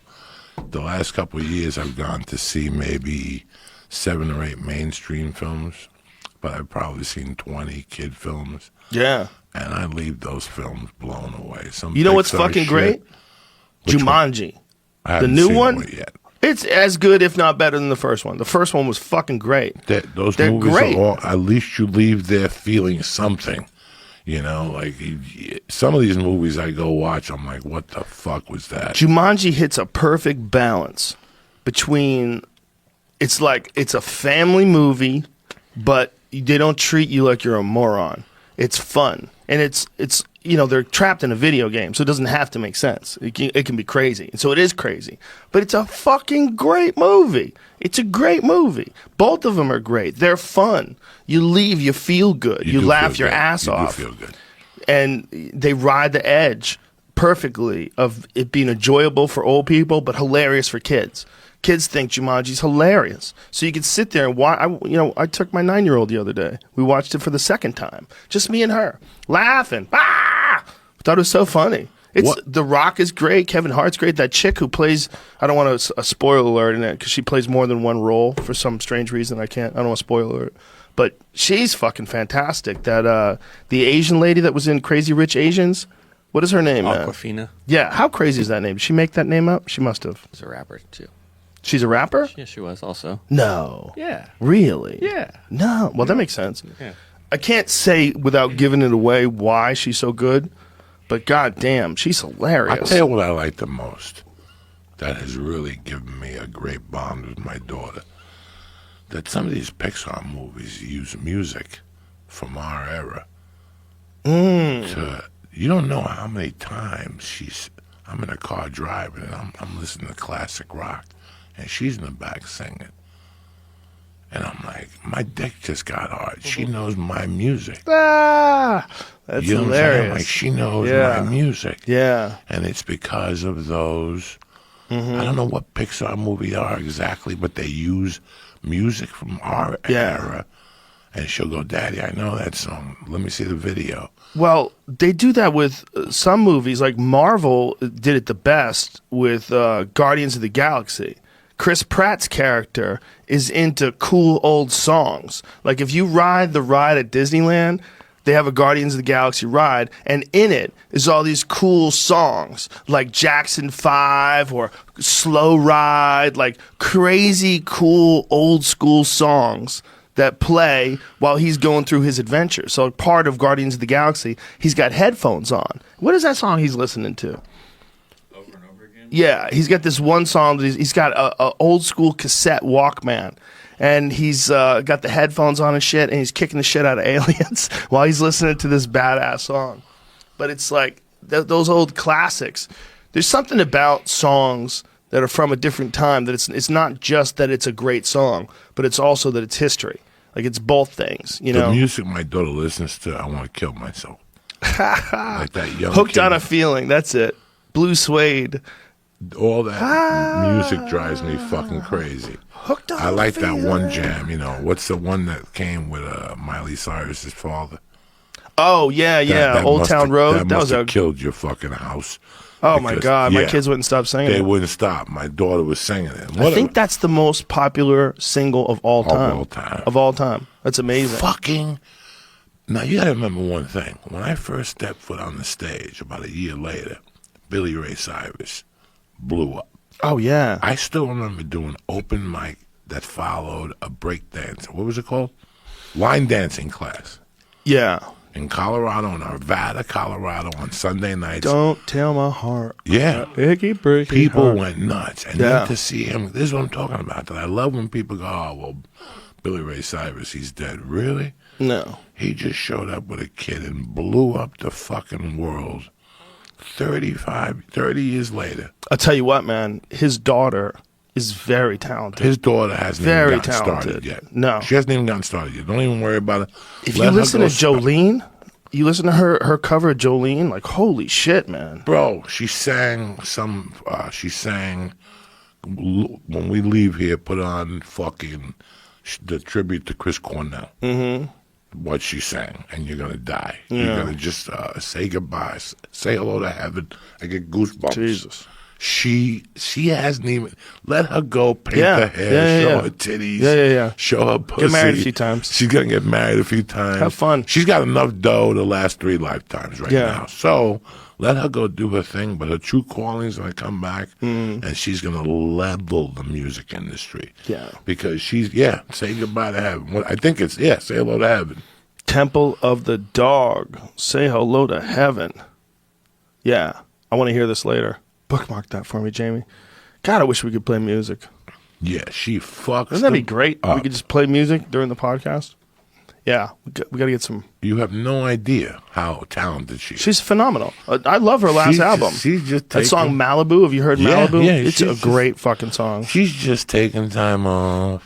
But she's a real You artist. know, first she got on the I'm not gonna smoke dope like Pete Davidson, and that shit lasted. You know, I bumped into Pete Davidson. I go, "You getting high again?" He goes, "Fuck yeah." He goes, "The pussy's too good. I gotta be getting high." You know, they go on that kick. They're not gonna smoke no more. You gotta People do get silly. something. I love the reefer. I love it in the morning. I got some strawberry coffee the other day. Oh my God. Have you seen the Speedweed box of doom? You got to open that thing up. It lights up like the suitcase in Pulp Fiction. Well, Gino has He's the best. Tremendous fucking, and these little tobacco things, these Yes, little the blunts. blunts. I love You're them. not a blunt guy, and I'm not a blunt guy. I am a blunt guy but now. I love his blunts. Yeah. Well, you know who turned me into a blunt guy is Charlie Murphy. Charlie Murphy, the first time I ever got high with him, he rolled a blunt, and he would do it old school. He would buy a package of Swisher Sweets. He'd cut those fuckers open. You know, a lot of guys break them open with their finger. I don't remember if he broke it open with his finger, but Charlie knew how to roll a blunt. Like, he would roll a blunt. You know who else rolls a blunt? Real good? Luis Gomez. Luis Gomez rolls a legit blunt. Breaks down the tobacco, takes the fucking leaf out, flattens the leaf, rolls the weed inside of it. Perfect blunt. Like, skills. Like, I admire dudes who can fix things, and I admire dudes who could roll a tight joint. You know, like a dude who knows how to fix an engine. Like, oh, your carburetor's this and that. We're just going to run the line. We'll clear it out, and then we'll add new spark plugs. And like, wow, I can't do that. I got to hire a guy to do that. I can't turn the wrench. I'm not good at it. I never learned. I admire it. I could fucking roll a nasty joint. I admire that. I can't do. The blunt's a special thing. You got to learn how to break down the tobacco paper. And I cheat sometimes and buy the blunt wrap, but it's just not the same. You know, last week I called you after I did Bert's thing, and he had a Cuban dude doing cigars, and Bert said to him, let me ask you a question. What if I gave you an ounce of dope? Can you roll it up? And he rolled it up in 2 cigars. Oh, my God. And they were fucking tremendous. I mean, fucking tremendous. Tommy Chong gave me this. Yeah, it's too big. That's just too big. Listen, it's all cute. It starts off cute. Like, you burn, you burn an inch of it or 2, and after that. I don't want to light it, though. I'll miss it. I like keeping it right here on my desk. Because when I was a kid, when I was little, Big Bamboo, my stepdad had Big Bamboo, and I listened to it when I was like, I mean, I couldn't have been more than 9. I was 9 years old, and I was listening to that. Did that have Sister Mary Elephant on it? I don't remember. I remember it. I think Big Bamboo was the one where they're like, Dave's not here, man. I think that was that one. Just to know those guys. How fucking genius is that? Tommy Chong is a goddamn genius, and so is Cheech. That they still put a rolling paper in the thing, in the album. Yeah, the album was rolling paper. Yeah, Sister Mary Elephant. Yes, Ralph and Herbie. Let's make a dope deal. That's right. Let's make a dope deal. If you want me to tell you something, this is why I got into podcasting. This was my biggest appeal about podcasting, that guys like you and I grew up listening to Pryor, Cheech and Chong, Carlin, and I listened. My albums of choice as a kid there were 3 by Richard Pryor, this one, and I liked Lenny Bruce live from Carnegie Hall for some reason. That's my album collection of stand-up comedy. I love A Bicentennial Nigga, The Nigga's Crazy, and was it something I said? That's Richard Pryor's best work. Those are great That's Richard albums. Pryor's best work. Great albums. Just raw, and it makes you listen. You know, this year was the first time since 1987 that the albums outsold DVDs. They're making a big comeback. Really? We made a big fucking mistake 30 years ago. We all drank the fucking Kool-Aid and it wasn't worth it. There was some jerk-off people, again. What do you mean? We were doing great with the album. The music industry was doing great with a thing called the album. Why? Because you want to buy Kiss on Saturday. This fucking guy wants to buy Led Zeppelin on Saturday, and I want to buy REO Speedwagon. You all got paper routes. On Saturday, we got to walk down to the fucking record store, look around. He changed his mind. He went with Jethro Tull. Then we went back to your house because your mom worked on Saturdays, and we got 2 joints. And we rolled them up in the album, and it was a process. You put the album on, and you rolled, and you read the lyrics, and you read the things that they put in it. And they took that away from you. And they gave you, the first dudes were the dudes who went to the reel to reel. You have any friends? Oh, reel to reel is the way to go. I've heard of people, but I didn't know anybody personally. Yeah, nobody was buying them. Reel to reel. I got to show up with a movie thing to listen to fucking Judas Priest. And you got to spool it. And you got to spool it and the whole thing. Ugh. So that went out fucking quick. Then they switched to something else. 8-track? Then we settled. No, the 8-track was already gone pretty much. Yeah, that's right. The 8-track started to move out. Cassette was big. Cassettes were big. Remember about mini 85. discs? What's that? Mini discs? Mini discs. Mini discs. Wow. And then I remember the CD. But then I still remember buying like movies. Like going to Amoeba, buying a movie, opening up the thing, and it'd just be like an advertisement and a fucking CD. And that's when I stopped. I go, this is what I'm getting for my money now. So when I buy a fucking CD from a record label, I open it up and it's a CD with they don't even put time into the cover anymore. When you buy Pink Floyd's "Wish You Were Here" album, Jesus Christ, they must have put a year just into the cover. The guy shaking the guy's hand at Warner Brothers, and the other guy's lighting on fire. Yeah. They put time in. So I think that, and everybody kept saying sound. Well, the sound, CD, listen, just to put that fucking needle on there again. I wonder how many fucking turntables were sold in America last year for the album to come back. And I have one in my office, and I go to two different places once a month. Do you listen with headphones or do you listen just to speakers? When I listen in the office, I put them on with the speakers at the office. It's when I listen to it at home, I got the headphones. It's a different experience, right? You're sitting down like you're watching a show almost. The thing about music when I'm streaming it is I'm almost always doing something. I'm very rarely just listening to music. I'm always listening to music while I'm driving or listening to music while I'm working out or while I'm flying. I don't hardly ever just listen to music. I sit down. But when you have an album and you have a record player, I think that it would definitely make you more inclined to treat it like an event, you know? Just have a cup of coffee, smoke a joint, sit on the couch, and just listen to it. Just listen to it. Listen to some bars, you know? Listen, I get anxiety about 20 to 8 every night. 20 to 8? 20 to 8. Right around that same time? Yeah, because for years, that's when I was thinking about how I was going to score coke. So till this day, that's the PTSD I got. That at 7:30, I start getting anxiety. I start getting itchy. I got to move. I got to make a move. And when what I really intended to do was to maybe go to jiu-jitsu at night. But it's out of the question. You know, my boy just got a 5:30 class. I've been trying to make it for 3 weeks. 5:30 is just rough. I'm a 10 o'clock in the morning type of guy. Yeah. 12, the latest. I used to always take the 8:30 class at night. That's at this age, you know. Yeah, it was hard to go on.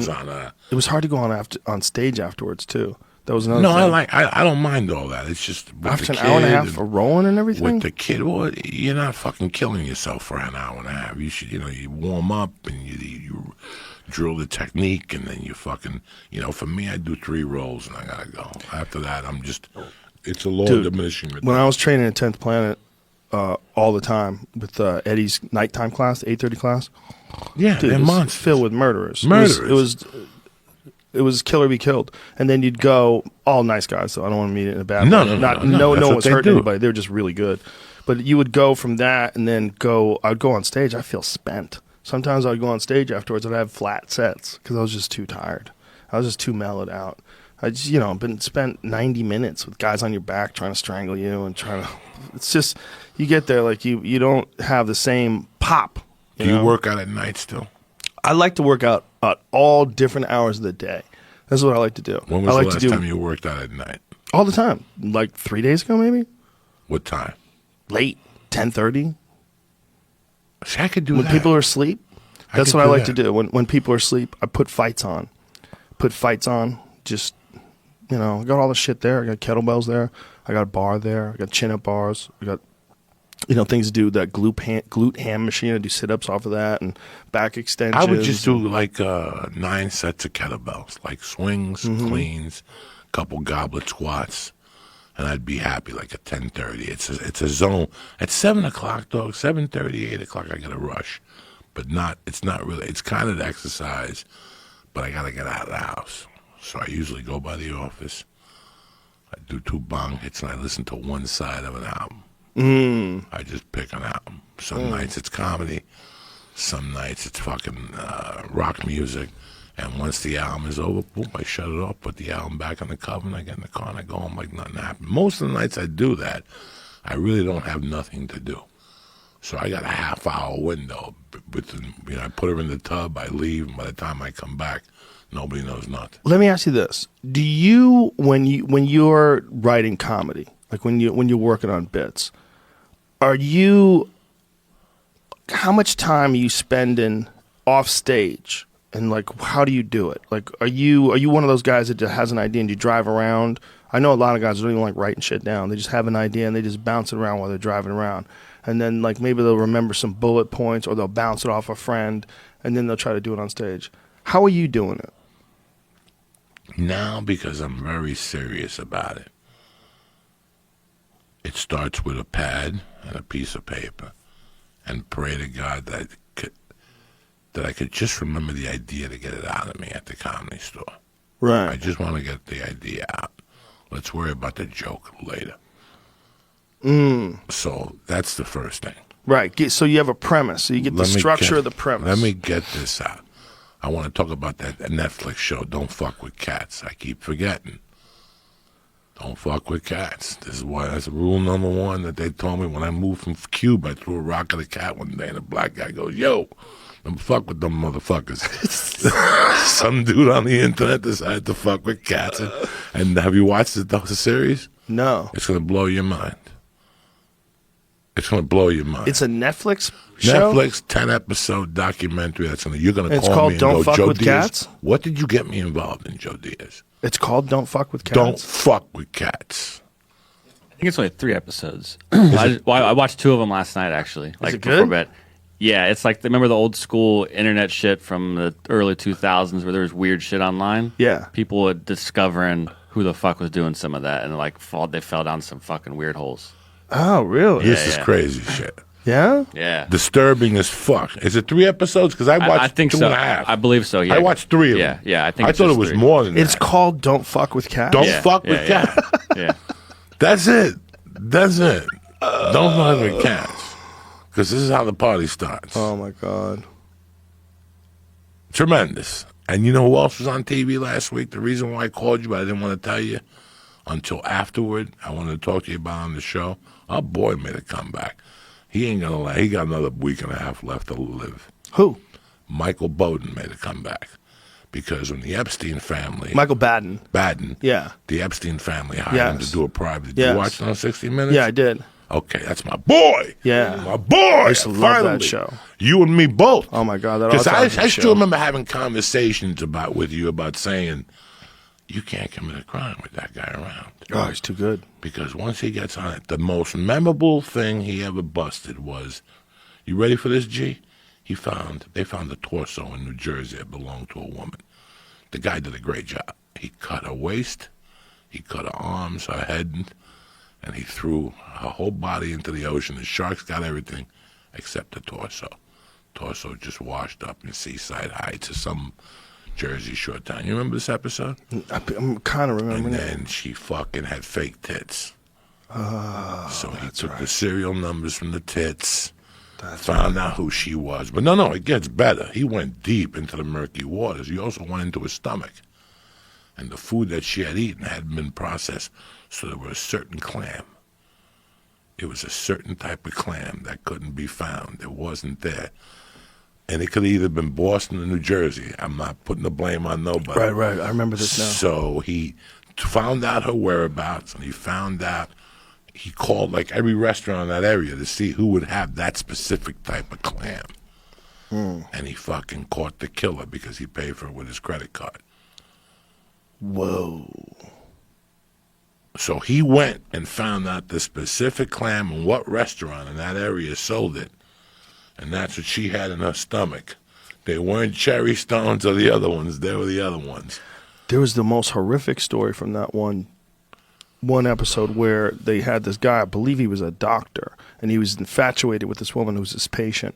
And when she died, I think he had married her at one time or something like that. He had some kind of relationship with her.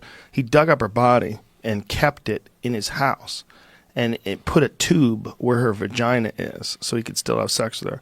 And he was buying cases and cases of perfume. And I think that's what tipped people off. This guy was buying cases of perfume because she was rotting in his bed. So he would cover her with perfume. And this is one of, what was the name of that show? Yeah. Autopsy. Autopsy. HBO Autopsy. Yeah.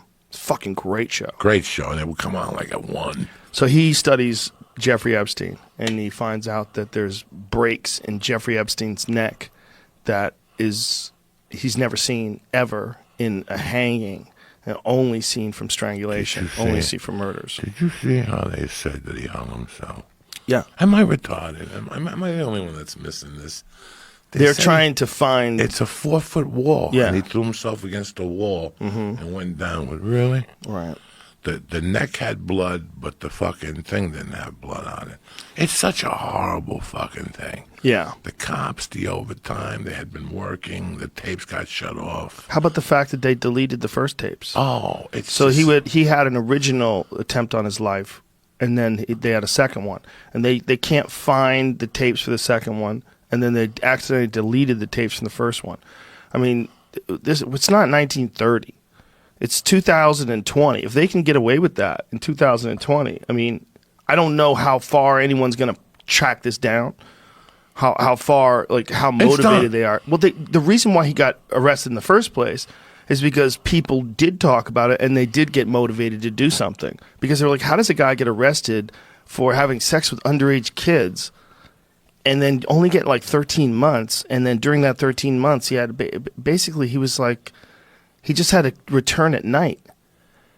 Right? He had the ability to travel and go wherever he wanted. Yeah, he had 16 hours like work release for the day, could go to his office. He could do which he did. Literally all he had to do was sleep there every night. So it was an inconvenience. An inconvenience for him. And everybody's like, what? And then when you start thinking about the stories and the jet and the island and all the craziness, you're like, this is not a movie? This is real? This is not a movie. There was an island where an intelligence agent would take scientists and heads of state and they would bang chicks. That intelligence thing is, I'll just say strong rumor because it's only been mentioned by a few people, and like that ABC report didn't mention it at all. Maybe they left it out. I don't think they can prove it. See, when someone says something and then that, I mean, is there a recording of that guy saying, remember the guy that said that he was told that it was that Epstein was intelligence and he was above his pay grade? Yeah, Acosta. Yes. What's his name again? Jim, I don't know the Jim Alexander Acosta. Jim Acosta, Alexander CNN Acosta. guy. Yeah. Right. He got fired though, or he had to resign after they went and looked into this, and he got rearrested. I have not seen Bombshell. Have you seen Bombshell? That's that new Charlize Theron. She plays Megyn Kelly, right? Yeah, it's called Roger Ailes. Yeah, and it's all about the sexual harassment. And I was watching. The ladies watched it together, the actual women that lived it, and then they afterwards they talked about it. They talked about what was real and what was not real. But one thing that was real is Roger Ailes would make them stand in front of him and twirl around so they could see their ass, so he could see their ass. And like, so imagine you're a woman, you get this job, you're gonna be an anchor. Like, I'm really excited to work for you, Mr. Ailes. Thank you. All right, this is what I want you to do. I want to see your ass. I want you to spin around. And so I mean, that's is that a real picture? No. Photoshopped for press release. Doesn't it look fake? Doesn't it look like a fake picture? They probably weren't all next to each other. What is Megyn Kelly complaining about? She was sexually harassed. Oh, yeah, everybody was. They At all Fox? were. Yeah. Apparently this guy, Roger, that's his name, Roger Ailes, right? What they're saying is that, he would say, I want to see you naked. I want to see you in lingerie. I want to see naked pictures of you. He was just a dirty old fat dude who just harassed the fuck out of all the women that worked there. And that was how they did it. Is that in the movie? Yeah, that's in the movie. Yeah, that's John Lithgow, right? They put him in a fat suit, right? They didn't make him get that fat. I don't think so. That's a lot of weight if he did. Yeah, that's some heart attack shit. He's a fairly healthy guy. But that guy's dead, right? Didn't he die? I think Roger Ailes died. I'm pretty sure. Look at him. Yeah. Go back to those pictures. Go back to images. I mean, look at that one The one in the middle. Oh, look at the one in the middle up top with the red tie out. Yeah, right there. Look at that. I mean, if he was alone with her, what the fuck do you imagine he would say? What kind of creepy shit do you imagine that dude would say? Women always think like a guy like that looks disgusting, that you would never have. Like, I would never have sex with him. He knows that. A guy that's that rich and that powerful, like, and looks like that, he doesn't even probably know that he doesn't have any game. Like, he probably thinks that he has game. He probably thinks this is a part of why he became rich and famous in the first place. And these powerful men, before all this stuff went down, these guys that ran these gigantic companies, and this is just what they did. So they all did. And they got away with it. Everybody knew, right? I mean, how many companies are like... Here's the big question. How long has this been going on? How long have men and women even been working together like that? Doesn't Jordan Peterson talk about this? That it hasn't really been that long. Like... You know, in the 1800s, men and women didn't work together in offices like this. I didn't watch Mad Men, but isn't that what that whole show is kind of about? I think that so. Relationship I didn't watch it either. The secretaries and the wives and the husbands. And yeah. It's real recent for people, for men and women to be alongside each other all day, that you don't even know each other and you're in an office together. Throughout all of human history, when people got together and worked together, they were a tribe. They were a community. It wasn't strange, random guys that just got hired by fucking... HR to come down and sit next to you in your office and ask you questions about how you conduct yourself and like who are you? Like, no, everybody in those days worked with people they knew, right? Like if you were in a blacksmith's office, like or a blacksmith's workshop, everybody fucking knew everybody. They worked together. One of my nieces just had to go, and she got summoned to talk to somebody at where she went. She's going to medical school now, but where she got her regular, her degree, regular degree. A couple weeks ago, she had to go. She got a fucking letter in the mail, and they asked her about this teacher and what she thought. And she had to spill her guts, and they had to go and fucking get this teacher fired.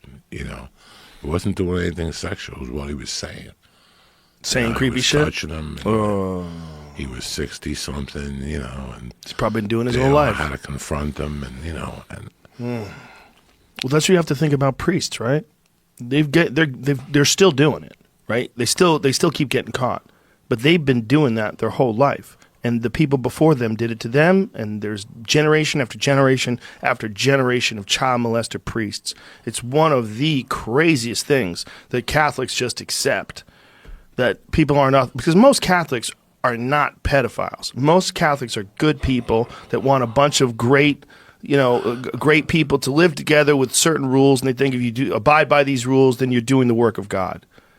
But the people at the top, there's a certain percentage of them, I don't know what the number is, that are definitely pedophiles. And it's a high number in comparison to every other job. If 25% of dentists were pedophiles, we would all have rotten teeth. You know what I'm saying? I mean, think about all the different professions. Lawyers, if 25% of lawyers were pedophiles, we'd light their buildings on fire. The fuck are you talking about? But for some reason, I don't know what the percentage is. I don't think it's 25% of priests. What do you think it is? Here's the fucking thing with the priest thing that kills me. The priest thing worked pretty much. It was a no. I mean, we're talking about the 60s and 70s. I did a Google search on the grammar school I went to. Just to look. I went to Sacred Heart School for Boys, and one day I went on there, one night I was high, and I just went on a Google search and went down a foxhole and went on a couple of Reddit pages of people saying different things. And you know what? I swear to God, there was nothing about Sacred Heart School for Boys, and that you couldn't find them. But I looked up a different church that was close to my house, and it was 200 cases. Nobody gets prosecuted, and they move you to another archdiocese, and you start your little charade again. And then when you start, let's say you fuck up 4 fucking different states, like let's say you go from Jersey to Minneapolis to San Diego, then to Louisiana, then they ship you overseas. Once too many letters start to come in about this situation, then they ship you overseas. And they'll put you at the fucking Vatican or whatever. That's what's got me fired up. That I grew up in this. Did I get molested as a kid? No. Did a priest bother me? No. I wish I could sit here and tell you. Was I an altar boy? No. I worked the bingo. So I didn't really have much contact with the fucking priest. You know, when I did Vinnie Brand's room, we did the Stress Factory. One of my friends sat in the front row. He was my neighbor. He lived 2 doors down next to us. And after the show, we were laughing. And we were laughing about the pedophiles in the neighborhood, how we would torment them. Like we knew they were pedos. We had a guy that played 2-hand touch with us with no underwear on. Puerto Rican Nelson. And then his lure was ice cream. We'd take the ice cream and then we'd tell him to go fuck himself. Fuck you. We're not going back to your apartment. We'll fucking kill you. You know, you knew they got pointed up. The story I tell about New York, about the fucking, the guy that used to chase little kids and shit like that. That's a true story. That's not a joke. It's a joke on stage. But that's a true story. You knew who the people were in your neighborhood. They had gotten called out in the 70s and 80s. You knew. Don't fuck with that dude. Yeah. You know, there's a cop in my neighborhood where I grew up. I just found this out. That there's a cop in my neighborhood that I was dear friends with that I grew up with. He had 2 younger brothers that were twins. One of the younger brothers went to jail for murder. He killed this fucking gay guy. What just came out was that gay guy was molesting him. He gave him a summer job when he was in the 8th grade and started molesting him. And they still reduced the sentence. You know, he went back and murdered him as an adult. He came back one day when he was 30, fucking murdered him. I think they gave him 6 years for involuntary manslaughter. He pleaded it down. But this is, you know, it's, you don't want to, when it comes to my door, I don't trust nobody. And you said a joke up on stage the one day that I know it's not a joke. I'll keep shooting you. Yeah. I'm going to keep shooting you. And whoever, your mother, your wife, I'm going. That's why it's better that, like Cuban parents, you can sleep over here, but we ain't sending my kid nowhere. Because this is how it starts. Did you watch Never Never Land? No, I didn't. Okay, Never Never Land is disturbing. Now, what is it? Escape from Neverland? What are you talking about? Hey. Vaya azúcar. It's Monday. That's something for the spirits. Might have to light another joint. No, you might. Yeah, you have to get another joint because I'm ready to rock and roll here. If you got one of these blunts, you got any more blunts? Yeah, I got some more blunts. I'll go grab one. Hold on. Sorry about that fart, Joe Rogan. No worries. I've experienced it before. No, I had one of those whey protein. I can't even. I told you. I'm sorry. I was looking for a percentage number. I was trying to find the number of priests versus accusations, but Los Angeles, it seems like 10% of the priests, maybe. Jesus There's about Christ. 600 priests, and it's at least 70 of them or so have been accused. Oh, God damn it.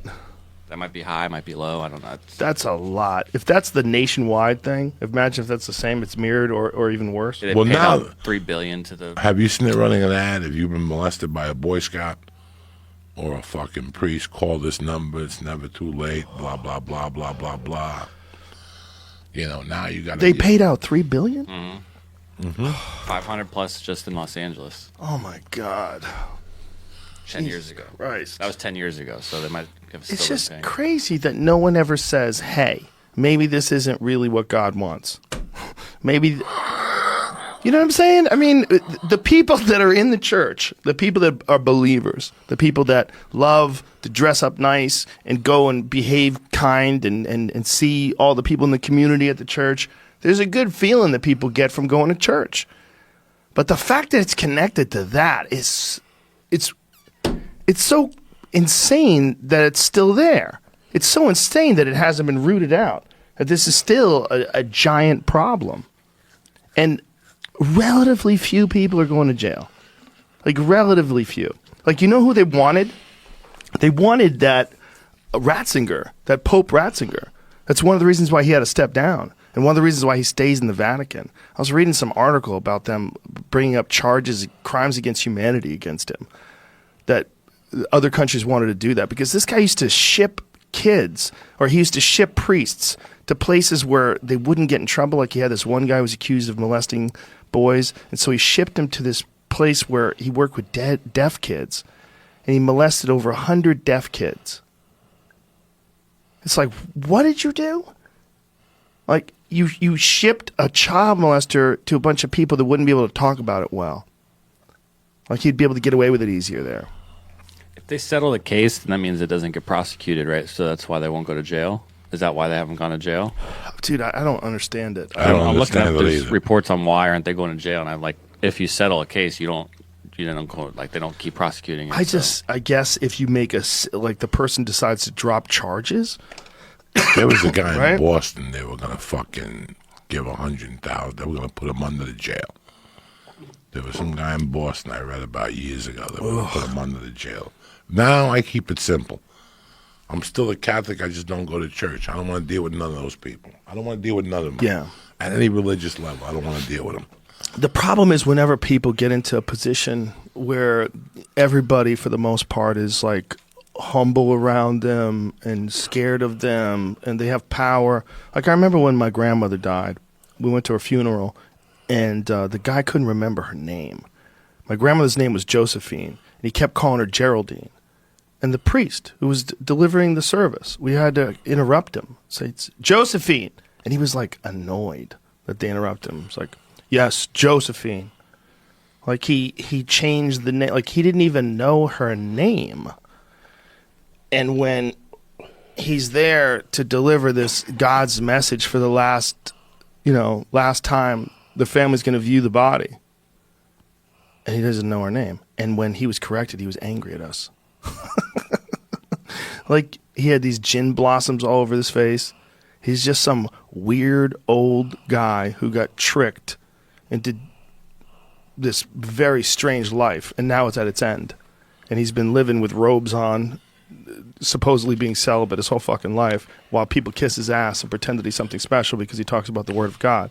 But you could just see in that one moment where he wasn't even embarrassed that he said the wrong name. He was upset that people were correcting him, because you don't correct priests. So he's used to that. So there's no one checking him. There's no one checking them at all. Everyone who goes there is in this state of worship, and they're the ones who deliver the Word of God dressed like wizards. Like, they're the only people in society that are allowed to dress like wizards in modern American society. They dress like fucking wizards. And we're like, yeah, that's how Father dresses. Father dresses like a wizard. Like, do you know how people are going to look back at that and go, why didn't they think the outfits were weird? Why didn't they think it was silly that this pedophile dresses up like a wizard and you're not supposed to say anything to him? What is that? Like, what is with the outfits? The fact that all that shit's still around. Like, there's nowhere in the Bible that says priests have to dress like that. Nowhere. There's nowhere. The whole thing is so bizarre. It's you're wearing stuff that made you look like you were very special to really poor people 500 years ago. That's what you're wearing. You're wearing stuff that would impress people that didn't know any better, that probably couldn't read. And so before Martin Luther translated these the scriptures so that people could read it in like a phonetic language, before that, people had no idea what the priests were reading. They just relied on the priest. They relied on the priest to tell them what the Word of God was. But now all of a sudden they could read it for themselves. And Martin Luther was saying, you should probably interpret it yourself too. And they were like, oh my God. So... I said, were either of you old enough to go to church when it was still in Latin? Like, they would say some things. They used to just only be in Latin until like the 70s or 60s or something. Really? Yeah. I remember they would say some things in Latin, because I remember I'd be 5 years old going, what in the fuck are these people talking about? What type of kid were you between the age of 5 and 10? Were you aggressive? Were you quiet? Were you introverted? I was much more introverted. Okay. From the ages of 5 and 10, I went through like changes until I got hit in the head with a lunchbox. But I really did believe, Joe. I really did believe. I believed in God. I believed that my father was in heaven. I believed that a ton of shit. Yeah. Then I got introduced to Catholic school, and that just fucked me up completely. Because I believed, but I didn't believe on the tail end of it. If it was supposed to be loving, why is this nun smacking me? Why is this nun hitting me with a fucking ruler? What, you know what I'm saying? And then I saw the anger in their heart, and it turned me off completely. Like, I didn't like it. Today, I'm still a Catholic in some ports. Yeah. When my body goes, I like to go to a fucking church, you know. Right. But I don't hold it.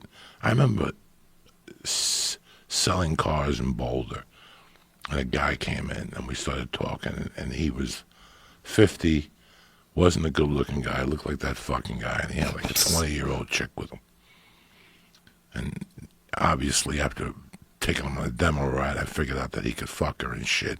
But somewhere in I realized that he was fucking her. She was like his receptionist or something. Okay. But after when we got back, I also realized he was my father-in-law's friend. Ah. So I asked my father-in-law about him. He didn't say, he's on the board of the church with us. He's a great man, you know. And I still remember him. This was Sacred Heart Church in Boulder, Colorado. In fact, that's the same church the head of the football team went to, Bill McCarthy and all that shit. I'd see his fucking family there. And they'd all sit in this fucking scumbag would sit in the second pew with his fat fucking ugly wife. You know, she had the ugliest fucking wife in that fucking church. They would hit her with the net, with that money net. They would just hit her with it like, fuck you, she's ugly. But the point was that I never respected it, that you're cheating on your wife, but then again, you're right there playing the fucking I'm a good guy. That's a classic story. You know what the classic story is? The big one is the anti-gay pastor that turns out to be gay. There's so many of them. Wasn't there one where a guy got busted on because he was trying to use an Arby's card? Wasn't that the case? That's a common one.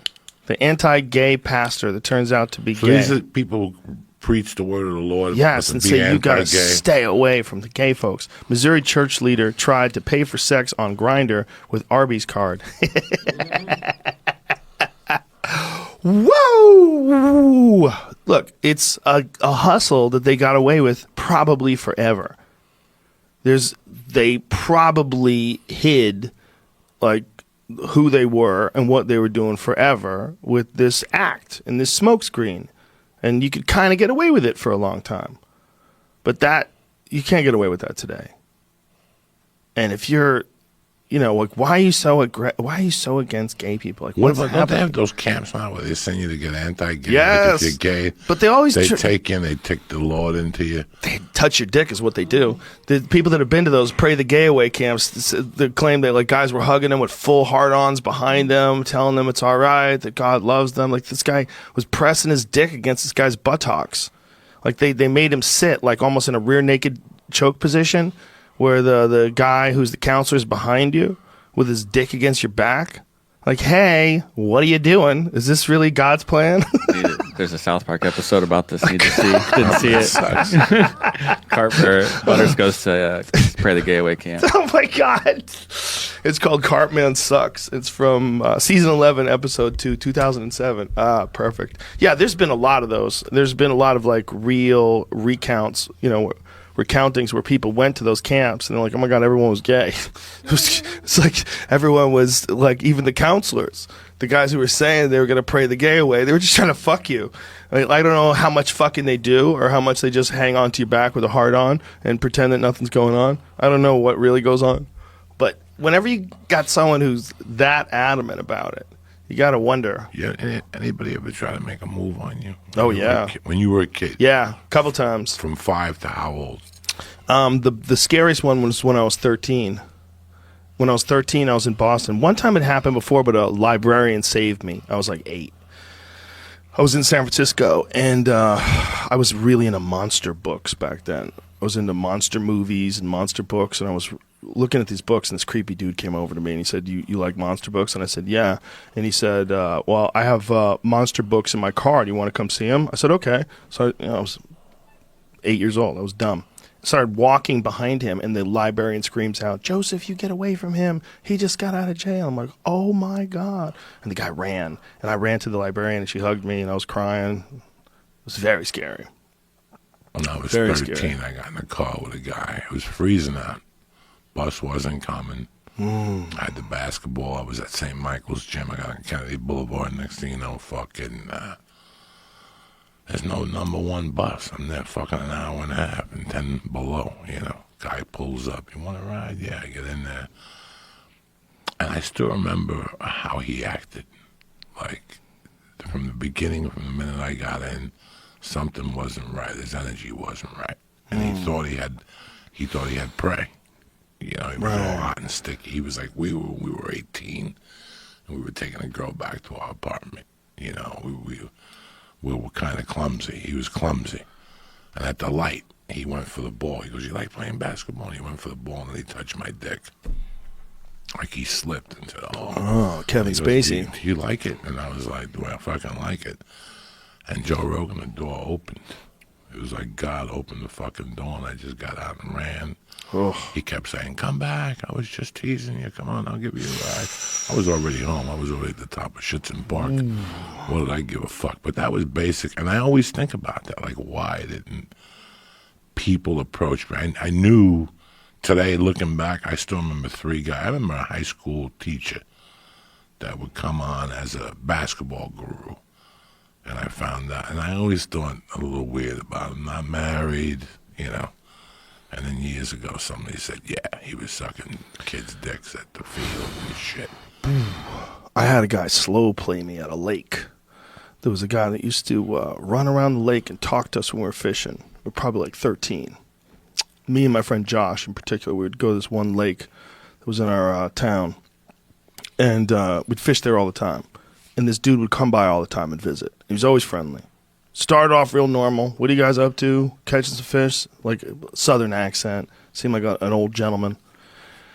And then a couple times he came when it was just me. And then he just sat down next to me and talked to me. And I was naive. I was 13. I just thought he was a real nice guy. Like almost like a older brother type figure. He's going to give you good advice. He talked about cool shit. He was a teacher. He got kicked out of his position for some unfair reason. He wouldn't really be specific about it, but he said, you know, they didn't like the way he taught.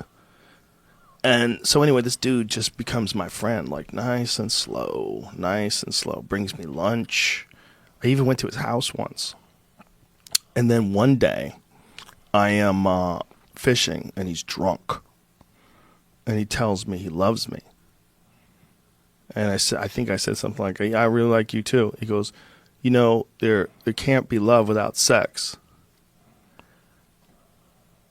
And I remember thinking, what? Whoa. Like, what happened? And then I remember thinking, what a dummy I am. I thought this guy just liked me.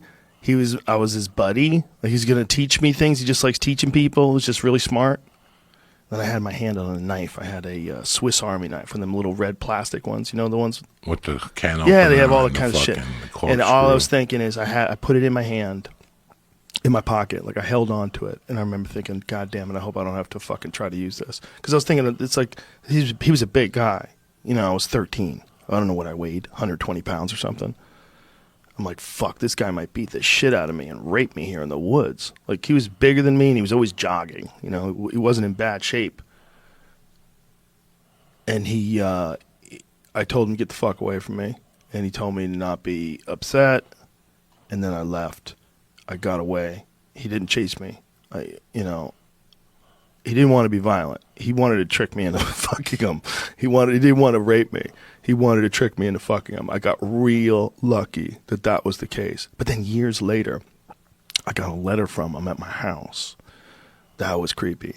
Because it showed up in the mailbox like he had figured out where I moved to and sent me a letter. And I was like, whoa. And it was like real, like friendly and professional. Like a real professor, like a scholar. I don't even remember if he ever apologized. But it was real weird. It was like, ooh, I dodged that bullet.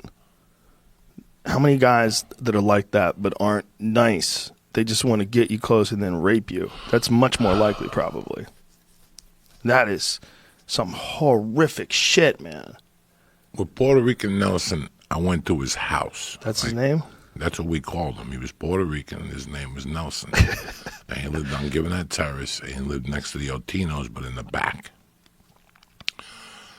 And I think he raped guys with a black dude. Like, there was a black friend of his that would come over there, and then they'd give you beer and all that shit. So he took you in as a, you like pussy type of kid. Like, you were 12. He's like, you want to see some good pussy? And then that's how it started. And then they bring you over there? You go in, and he'd start with the porn first. And then, yeah, bring your buddies anytime you want. Then it would be porn, and then he would get us nickel bags of weed. He started, I'll get you weed. And then he introduced our black friend to him, and his black friend just looked fucking retarded. Like his afro was cut weird. He had weird hair.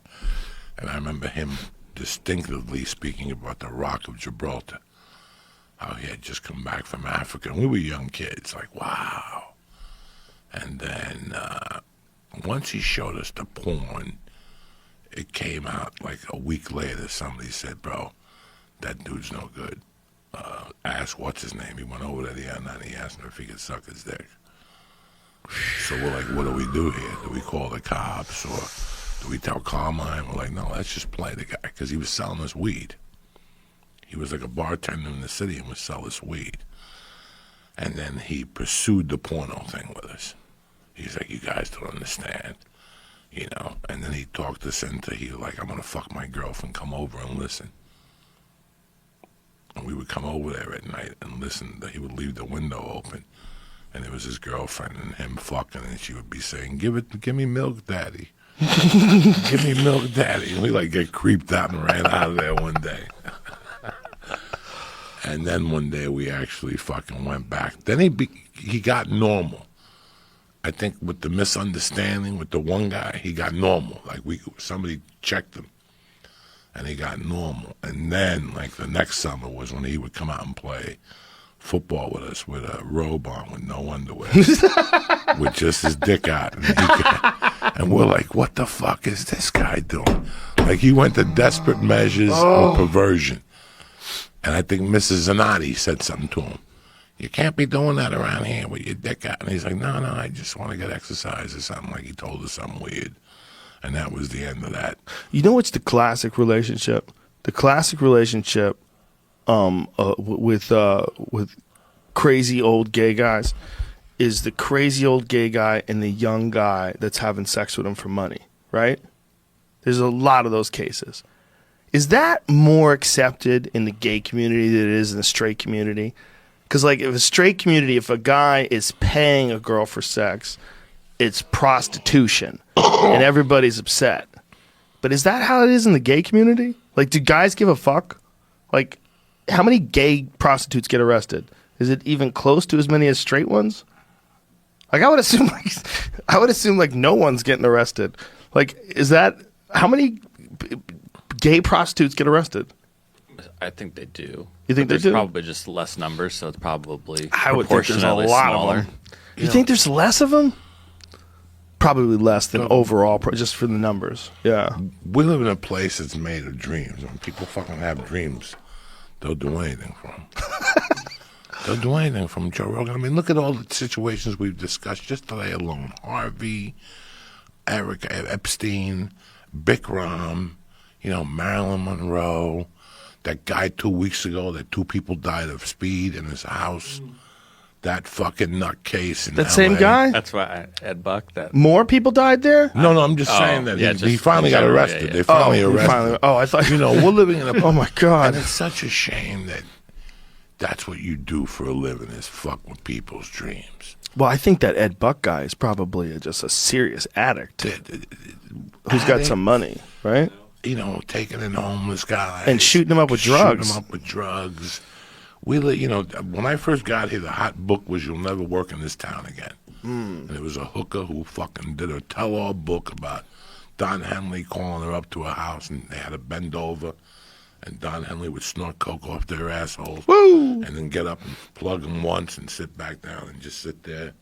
So you had to go to Don Henley's house. He had a fireplace, 4 women, and he would just say, "Bend over naked." God damn, He would snort coke, get up, fuck you for a minute, and then sit back down and snort more coke.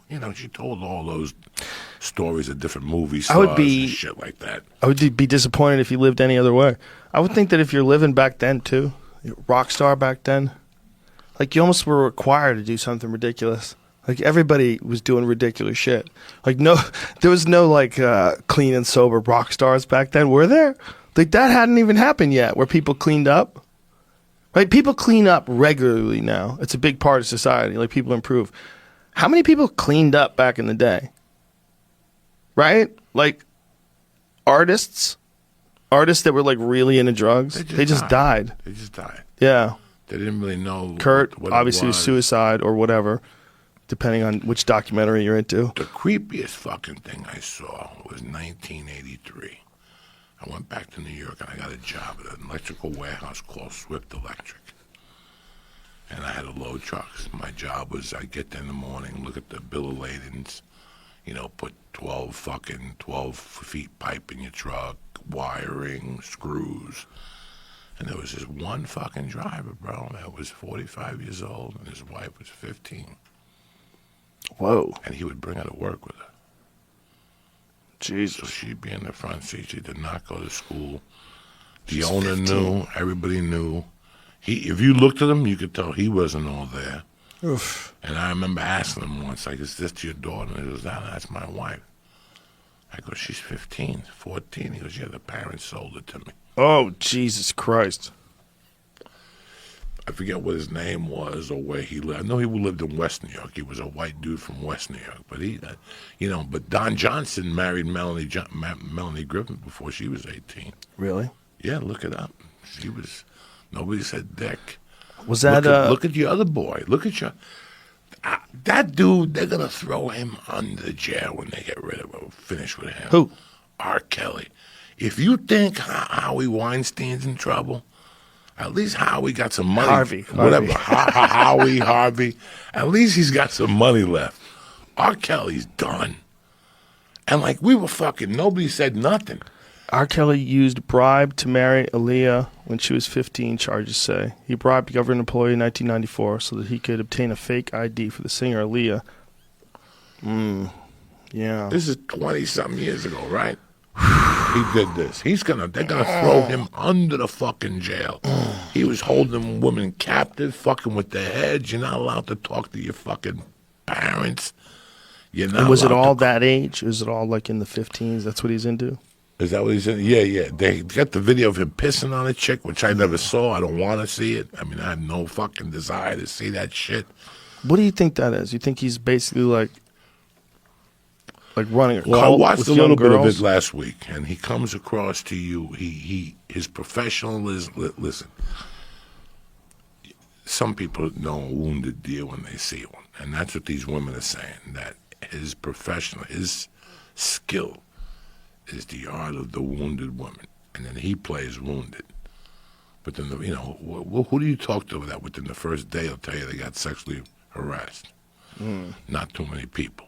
So as soon as he starts with that, you start with your story about your uncle, and he's going to take care of you, he's going to do this and this. So that's how he went in. The stories that these women are saying are just fucking crazy.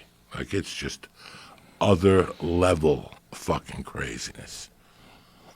Mind manipulation, it's just deep, old school pimp. Remember you and I went to see American Pimp? Yeah. And we went to that barbecue place. You took me to that good barbecue place next door to where American Pimp was the Hughes brothers. Just that mentality of spotting those type of women. You know what's fucked up? It's horrible, and I feel terrible about it, and it just makes me feel sick hearing the story. But what makes me laugh is if we found out that J-Lo had been capturing 15-year-old boys and pissing in their face, we would think it was hilarious.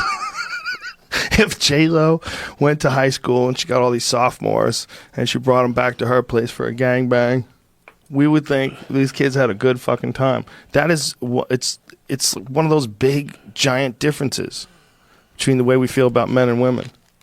This R. Kelly thing is horrible, but it is kind of funny that if R. Kelly was like a really beautiful woman and she was doing the exact same thing to 15-year-old boys, making them live with her and eat her pussy and shit, we would think it's hilarious. We would just think it's hilarious. Madonna's doing it. Yeah. Madonna's doing it. He does not read or write exceedingly well, except when it comes to amazing musical tracks, his attorney said. Okay. He doesn't read or write well. That's sad. The whole thing's sad. But it is weird, our ideas of sex based on gender. It's fucking very different. We feel very different about that story. That would be a hilarious story if there was some big-tittied freak singer who has like a little sex cult and she brings 15, 16-year-old boys over. We wouldn't really.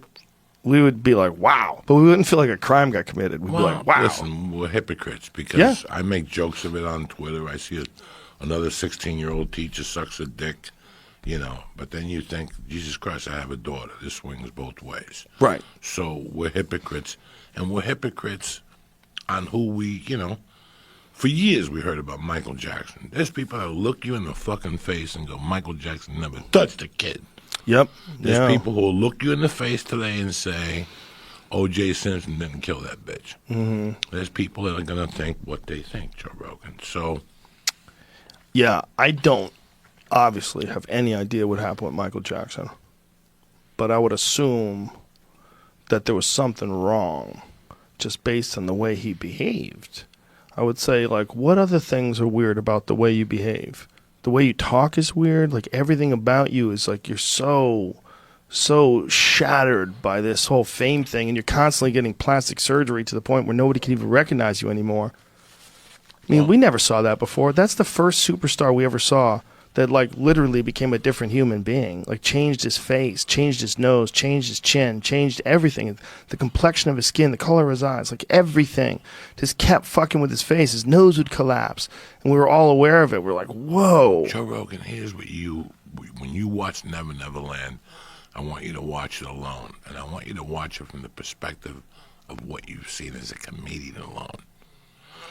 What is it actually called? Escape from Neverland? Whatever the fuck it is. Never, I don't know. But Finding Neverland? Don't worry. I'll take the fucking napkin. You know I'm not a pig. I know the napkin's bothering you. No, it doesn't bother me at all. What I'm going to say to you that was a Giant Depp movie. When you watch this movie, you're going to get it the same way I got it.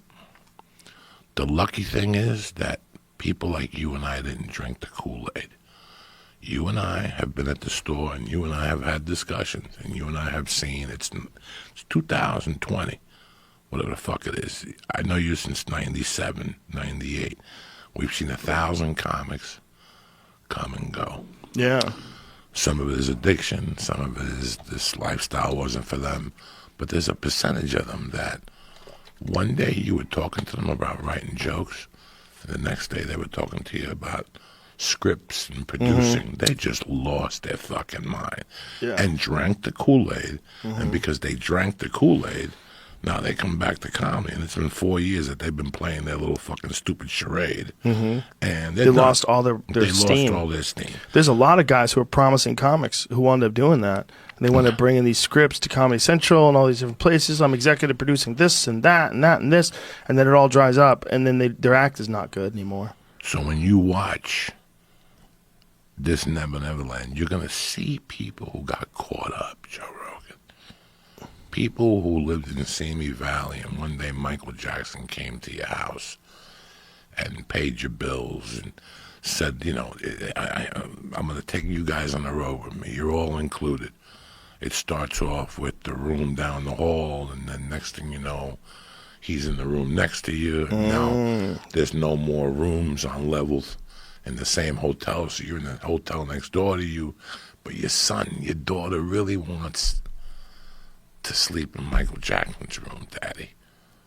Oof. But because you're getting thrown you're getting thrown money to go out to dinners, a limo's picking you up to go see you two, you're gonna leave your two daughters with fucking Michael Jackson. Ooh. They got caught up. This town is about getting caught up. I'm sure Marilyn Monroe didn't come to this town thinking she was going to be sucking Kennedy's dick, Sam Giancana's dick, and fucking the baseball player's dick. Yeah. They passed her around. She was passing mob information to the Kennedys and back and forth. Did you ever think about fucking that? Yeah. I mean, not Marilyn Monroe. Yeah, her too. What the fuck? I am talking about one of them. One of them was fucking Kennedy, or she did, or whatever. Marilyn. This town has, It's always been that way. We were talking about Fatty Arbuckle earlier. Now I remember what it was. At what we pick and choose. You don't think that nobody knew about Harvey Weinstein? Nobody knew about Harvey Weinstein. Nobody knew. That's what you're telling me. Have you seen the video where Ricky Gervais jokes around about them being friends with Harvey Weinstein in the last Golden Globes? And then there's a whole series of people thanking Harvey, getting up there and thanking Harvey. all these, including people that have accused him of things, getting up there and thanking him and talking about how they wouldn't be here if it wasn't for Harvey Weinstein. I mean, it's like fucking 10 minutes long. It's all these famous people thanking Harvey or God, LOL, and everybody's laughing. Like people were just giving him so much praise. All these like super famous actors, Daniel Day-Lewis, everybody, you name it, everybody. Faye Dunaway, whoever. They're all up there thanking Harvey Weinstein. He's amazing. Harvey, you're incredible. It's crazy if you stop and think about how recent that was. And nobody knows nothing. They knew. I don't think they knew unless he did it to them what it was. You know, I think there's an innocence to a lot of people's perceptions about people like that, is that like both parties are in on it, right? Like the girl wants to go to him because he is going to offer her a role in a movie, and he wants the girl to come to him because she's hot and he wants his dick sucked, and they both know it, right? There's those cases, but those are very different than the ones where he holds a girl down or he takes off his robe and she expected it to be a real script, and those are very, very different things. And I don't know if people knew about those. I think they thought it was more of the former than the latter. I think they thought it was more like creepy deals he made with actresses but kept his word and they sucked his dick. But then when you get the other stories mixed in, you go, okay, it's probably because they knew, I bet the people around him knew he's a pig, but probably didn't know what the worst accusations were. You know? Well, they just didn't want to know, Joe. That too. That could be it too. They knew, but they didn't want to know. They had to go to his parties. They had to eat at his meals. They had to attend his functions, but they didn't really pass a line. Yeah. There's those people too. Right. And then he made amazing movies too. And in a way, it's just as guilty. If I tell you right now that I'm going to shoot Red Band, and you sit here and I shoot Red Band, you get prosecuted. Oh, that's right. Yeah. You get You're prosecuted. like an accessory. Your knowledge. So, you know, when Epstein or Weinstein or whatever these fucking guys were doing what they were doing, you had to know. I take you to a bar. Within 20 minutes, you'll look at me and go, look at these guys doing blow in the bathroom. Right or wrong? True. Right? I go to fucking Dan Tanner's to eat, and I see a guy. I see a guy working I see a chick working a guy for the small nickel. I even heard the guy look at him and go, 500? It was that first row where you sit and the bar's right there. About 3-4 months ago, it must have been. You know, this is it. Yeah. Well, you remember when the guy from the Clippers got in trouble? What's that guy's name? The owner. Yeah. Right. What was his name? Sterling.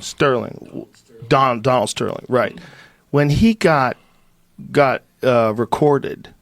Saying, it was the chick. Yeah, it was a girl that he was banging. But this girl, he had bought her a penthouse. He bought her a Ferrari. He bought her a Bentley. It's just, and she was, for him, super hot. Like, look at her. That is a pretty girl. And he is a disgusting looking old man.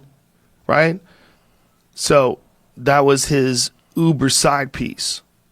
So he would just buy her everything. But after a while, she's like, ew, enough. Ew. Pretty hot, though. In, like, that kind of trashy way. You know now, is that a Me Too situation? No, listen. He was clear and she was clear. They were both doing it for very specific reasons. He bought her a bunch of really nice shit, and he was rich, and she was hot. And is that her now? Yeah, what's that thing over her face? She fucking started wearing because she wanted to get seen. Oh, that was back in the day when paparazzi. Yeah. Now let me ask you a question. After her. Let me ask you a question. Let me ask you. You bump into this broad. Okay, at the weed store. Is it a Me Too situation if you go, listen, are you working? No. Let me ask you a question. What if... I think they have to come to you first. What if, okay, 500 fell out of my pocket, you suck me, you know, like, right. Are you soliciting prostitution? Are you soliciting an agreement? Or is that a Me Too situation? It's all the above. I think the only way people would be comfortable with it And even then, they probably wouldn't. Like if you believe in people's rights, you have the right to do anything. Well, you also have the right to be a hoe if you wanted to be a hoe. So if the only way would ever be okay is if she made it clear that she was willing to have sex for money, and this was her choice, and she could do it with her body, then people would probably leave you alone. But even then, they'd be mad at you. They'd be willing to pay for sex, you fucking disgusting piece of shit. You're supposed to pretend that you don't want to have sex with her, and then you wouldn't be willing to pay for it. It would only be okay in everybody's eyes if it was the woman's choice. But every time if you think about sex for money, everybody, at least I do, I automatically think about sex trafficking, which is like the worst possible case scenario, right? If you go to a prostitute, that prostitute that's a sex slave, right? That was the thing that they got the Kraft guy. They were using a false accusation against that guy that got jerked off. You know, the guy who owned the Patriots? Yeah. Guy's just trying to get jerked off. Jesus Christ, leave him alone. His wife died a bunch of years ago. So he goes to this place. They're just regular hookers. They jerked him off, and then he got in real trouble, and they were trying to connect him to like sex slavery. It turned out that wasn't the case. These are just massage ladies that jerk you off. Like, those are real, too. They got them all over where I live. I'm sure. In the valley, all that whole strip. You got to be careful what you walk into. You got to be careful. The place I go to, which is fucking tremendous. Look at this. I mean, just to show you. Look at that. My punch card is full, and I haven't even redeemed it. All right? It's the Hung Foot Spa. I go in there. It's all guys and one chick. And the chick is built like me. And if you need a massage, they got like whatever down the street, and they got all the tight. They got all the Thai massage, Thai, and what's the other one that's big? Shiatsu. No, it's a white new corporation. Massage Envy. Massage Envy. Oh. All those places on this block. Listen, you go give this little Chinese chick a junk food, a 40 spot, and then lay a $60 tip on her. Because it's 40 for 45 minutes. I give her a $60 tip. She's on me for an hour. I leave there fucking dizzy. Really? She's tremendous. Tremendous. They usually have the one, they have a fucking happy. I got turned on to this by a jiu-jitsu guy. Do they do the elbow in your back and all Everything. that good stuff? I got turned on to this by a guy at Alberto Crane. He goes, bro, you want the best massage in town? I'll show you. And I go, I live right across the street. I live right around the corner from it. I could walk there if I want to. You go in, there's some nights I go on date night with my wife. We go on a date and we take sweats and we switch there and we go and they pull your things. They fucking put your feet in the buckets. They rub you down. They do your shoulders, your neck. Sometimes I don't want people rubbing my feet. I got that fucking fungi toenail. I don't want your little fucking Chinese hand on my fungi toenail. They just spread it to other fucking poor people. Oh, no. So I said, fuck it. Let me just go. Imagine if you were patient zero. What's that? You were patient zero. If they're rubbing your feet and then it spreads to all these people and they have to fucking trace it back to you. Yeah. I'm the motherfucker. I got a fungi toenail. I even got the Groupon to get it blowtorched. Really? Because you go up in the valley and the lady comes, she sticks a thing under your nail, and they blow hot. Another lady comes in and they got masks. It's hysterical. And she comes in and would blow it, cold air, like cryotherapy type air. Mm-hmm. And the other chick comes with a blowtorch, and they try to blow the fungus away. You got to smell that. So I did like 6 appointments where they tried to burn the fungus off. Oh my God! It doesn't work? The toenail was on fire. Does it work? Let me show you. No, it spread to the other one now. No. So now I got the big one and the one next to it, Louis. Oh, no. And he is the ugliest thing in the world. Looks like one of those fucking hoofs from an eagle. Like every time I go to jiu-jitsu, I try to hide it with a Band-Aid, but it cuts right through the Band-Aid. It's horrible. I don't know what else to do. I have to take a medication, but I don't know if my kidneys can handle it because of the blood pressure medication. Oh. You can't. You have to take a fungi thing that zaps it. But I took one and I tried to zap it, and it still didn't kill it. Is there anything you could apply topically, or does it have to be a pill? They talk. I've done everything. Really? I've done everything. The apple cinnamon, cider, Apple cinnamon fucking cider. Clorox. I dipped it in. I wrapped it in a fucking Clorox, and it's great because I cut it. What the best thing I do is I cut it. Like some nights when I'm bored, I cut it, and then I take the grinder to it, and I grind it into like Coke powder. and it grinds down. You have to smell that powder to believe it. Ugh. It is so stinky.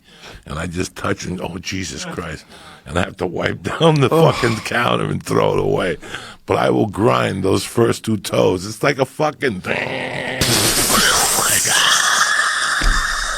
like you're sanding your toes. Oh my God! It's a sander that I got the extra rock for. I had my wife go on Amazon and get like the fucking auto body. Pumice stone. Yeah, yeah.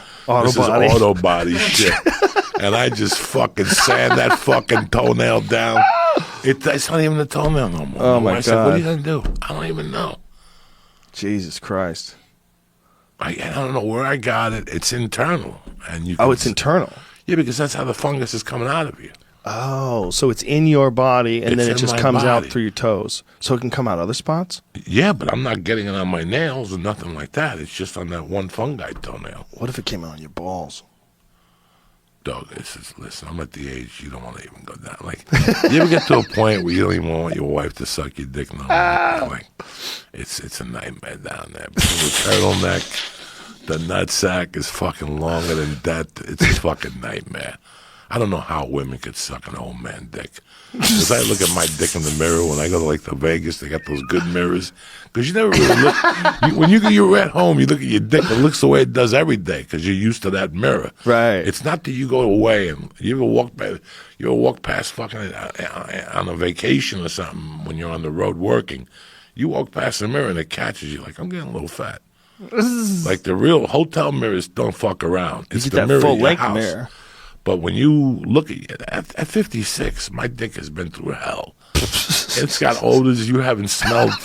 It smells like Newark, Staten Island. It's got the pee is different. Have you ever smelled your pee lately? I'm trying not to. Remember when the Yola Machida was saying drink his pee? Yeah. I'll give him a shot of my pee. This motherfucker, this will poison you. When I wake up in the morning, that first dose of pee, it's the worst smelling thing in the world. Before I go to bed, I drink water, a little bit of tart cherry juice.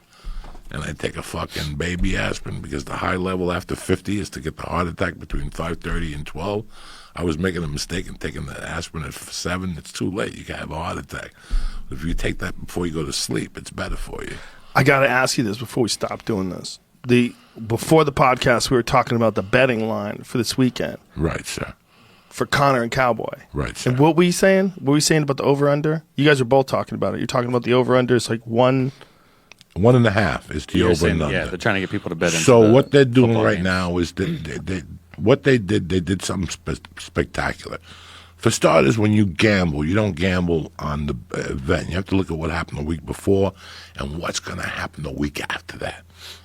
Now is the prime time if you're a gambler because you have college basketball, pro basketball. You got action every day, bitch. This is when people lose houses. This time of the year is bad. You got football playoffs.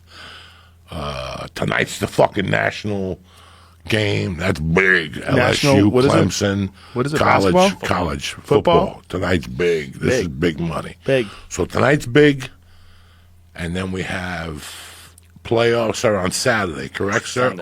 Sunday. Championship. So we got Conor McGregor. So right now, the fucking ESPN 2 made a tape where they just showed Conor. Tonight, UFC preview airs at 8 o'clock or 6, and they'll show you both training camps and other people on the card or whatnot. Everybody's forcing you to bet Conor McGregor. After this weekend, nobody, not even our man Jamie, had fucking the Tennessee Titans to beat Baltimore. Nobody. Everybody and their mother bet Baltimore. I don't know, even John Rowell said something. For John Rowell to say something, it was like it wasn't going to happen. Baltimore had been on a hot roll.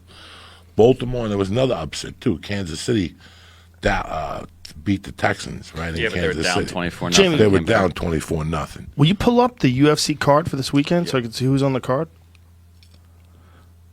So That's right. There's the... Okay. So what? Everybody's going to be trying to bet Cerrone, whatever. What's the line at Cerrone right now? So you could I get what this is. Plus 260 for Plus him. 260. And over under 1.5 rounds. But if I go over 1.5, what do I make? I make a little more money, don't I? The under would be the little bit plus. It's plus 105 for under. So I guess the money is on the over right now. It's minus 135. How can the fucking money be in the over where people Slight. It's very slight, though. Okay. Look at this. Diego Ferreira is the favorite over Anthony Pettis. That's an interesting fight right there. So right there, they know something we don't know. That's interesting. Diego's very good. He's a very good fighter. But Holly Holm, Rachel Pennington. Yeah, that's a good fight.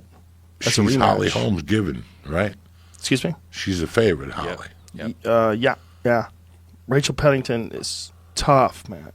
She's very tough. Pennington is one of those chicks that, like, she's had some last-second wins, like against Ashley Evans Smith. One of the like wildest endings in a female fight. She gets her in a bulldog choke and chokes her unconscious with blood spraying out of her forehead. It was a wild finish, man. See if you can find that finish. Ashley Evans Smith, Raquel Pennington finishes Ashley Evans Smith. So right now, what does that look like, Donald Cerrone against Conor? What's the money look like? I don't understand money lines. I don't know. I would be just talking out of my ass. Yeah, if you bet $100 on Cowboy to win and he wins the fight, you'd get $260. So you'd collect $360. And if you bet 100 on Conor, you'd have to bet $320 to win 100 on Conor.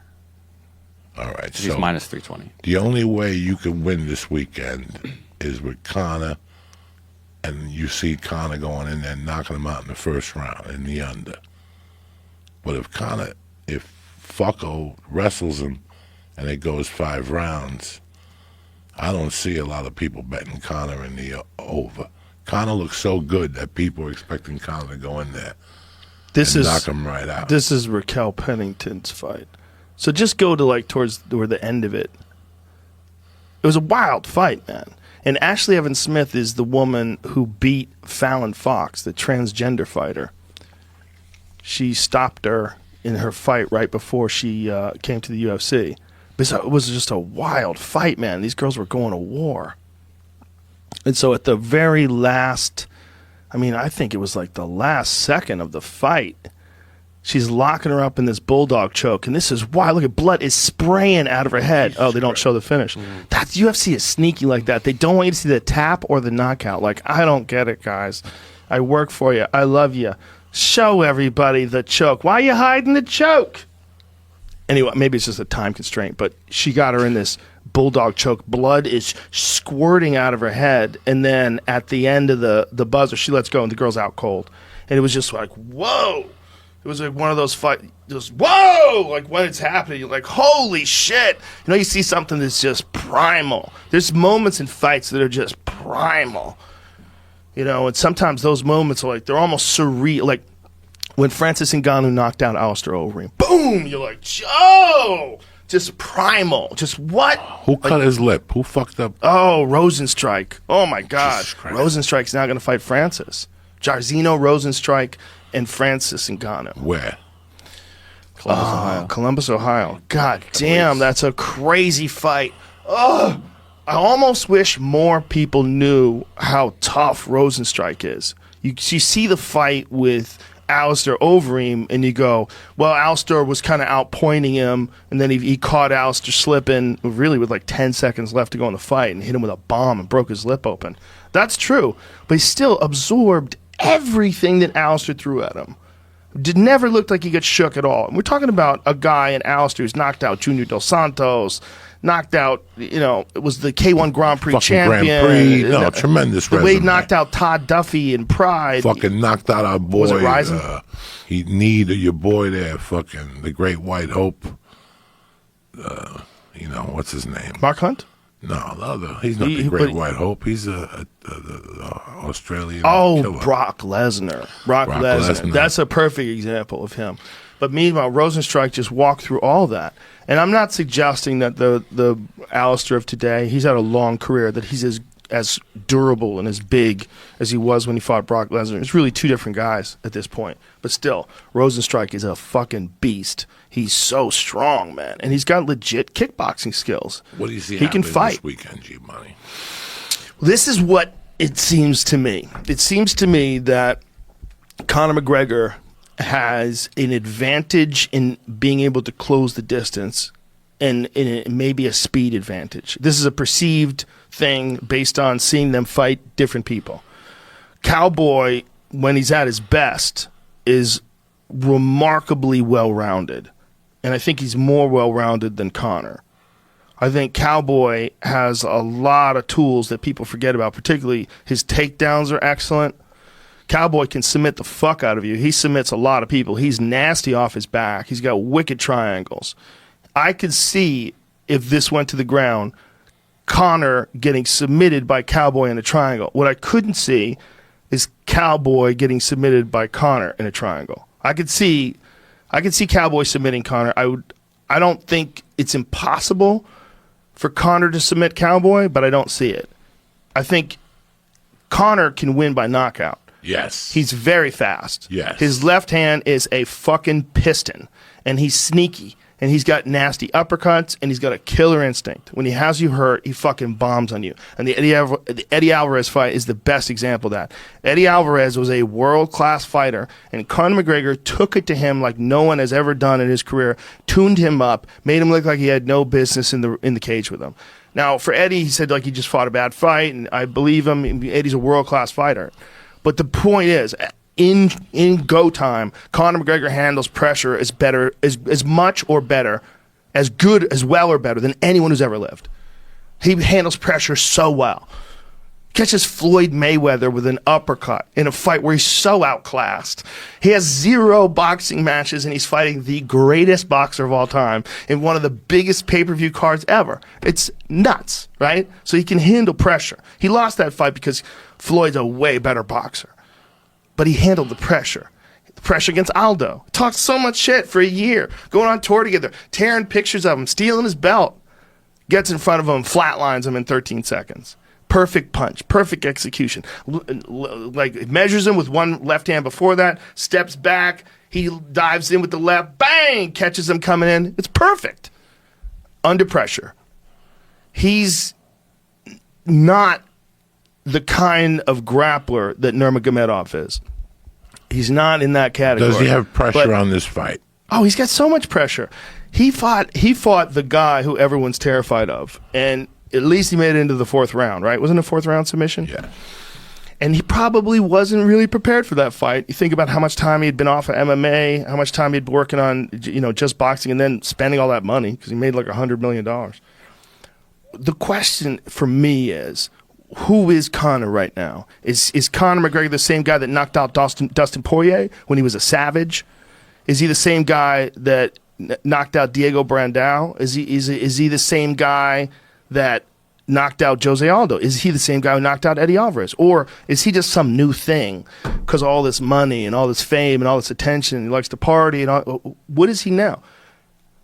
If he's the same guy, and physically, there should be no reason why he isn't. He hasn't taken any terrible beatings. Even the Nurmagomedov fight, he stopped him with a choke.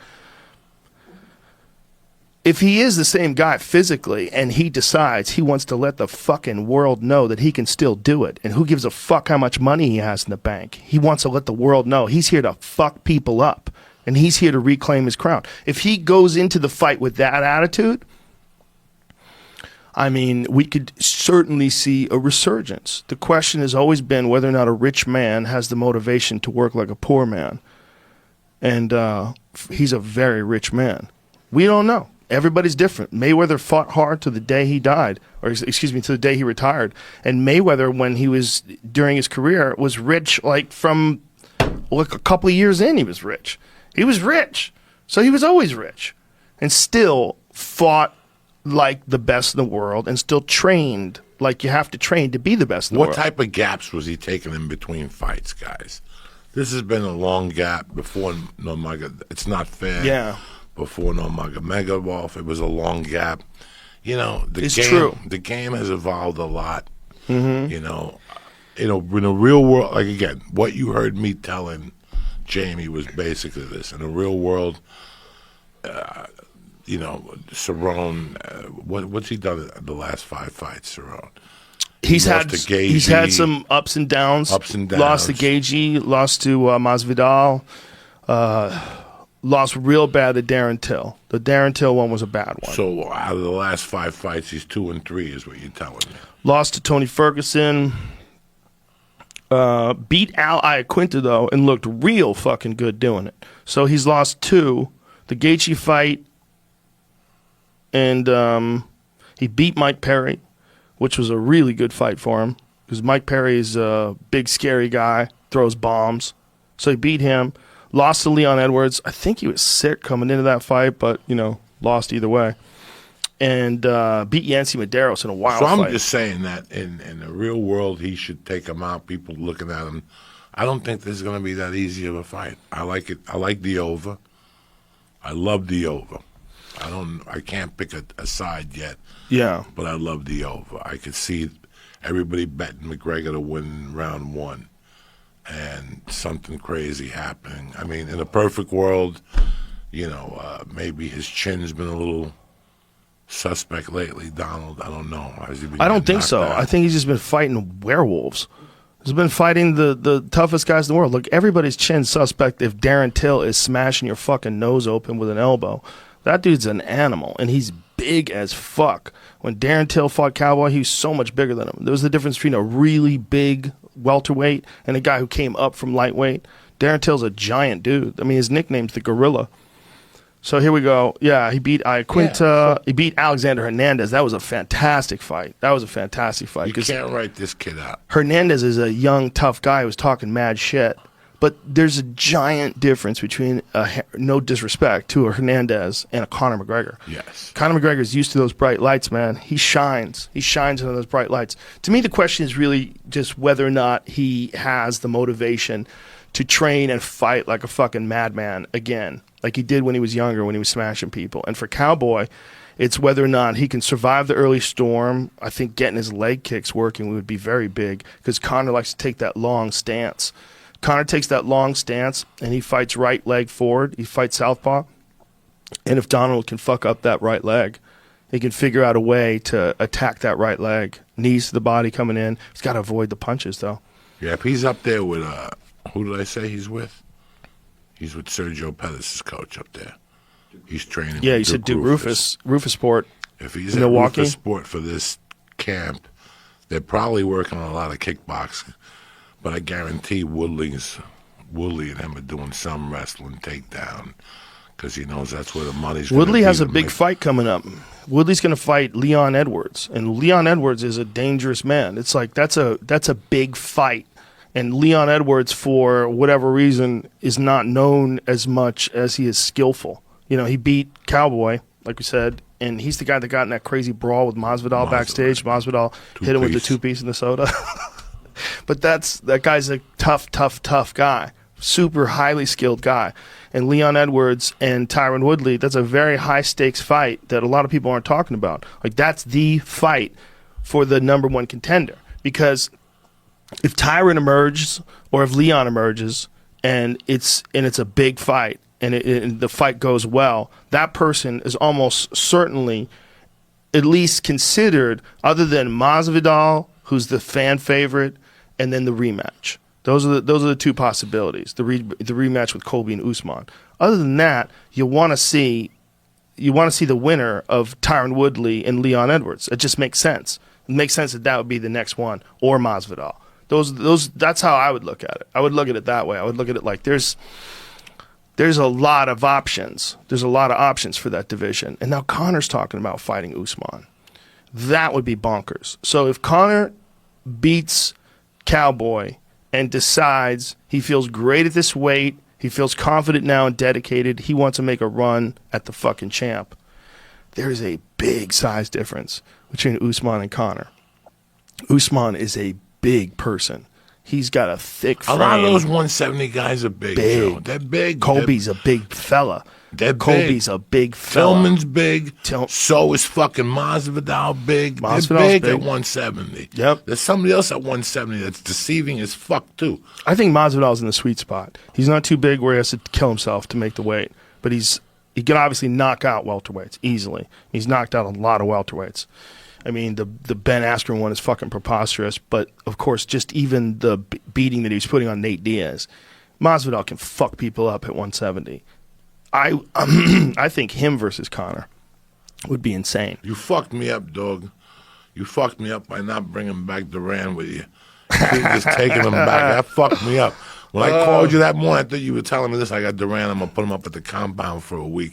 You know, I went down a foxhole of his fights. Oh, he was amazing. About a month ago. Just that whole era. Yeah. I've been turning people on just to that whole era. The other day we were talking about, because I got pissed off with that fucking Bikram thing, because he said he came to the United States on the pretension that he had won 3 national yoga competitions in India. And I'm not that stupid. I grew up on Wide World of Sports. We learned everything on Wide World of Sports. I saw a dude catch a bullet with his mouth on Aaron Banks's tournament. Aaron Banks. Karate tournament? Yeah. Every year in New York City, Aaron Banks. He caught a bullet with his teeth? Aaron Banks would hire. There was a dude who that's what he was known for. It's on YouTube. Is that real? I don't know how he did it, Joe. Joe, they put a glass in front of the guy. So the bullet goes through the glass? 22. He put a special mouthpiece on, and they'd shoot, and then the glass. How close was the glass? Watch. Let me go pee real quick. You watch. Okay. Play that for me. Give me some volume. But there's one from Wild World of Sport. Okay, so it's just music. That's all right. So The guy's name is Ralph. can I see it? Well, it's supposedly the video, I thought. What's happening here? Maybe not. I just probably showing it in slow-mo. I'll do this one. But there's got to be like someone who Snopes is this.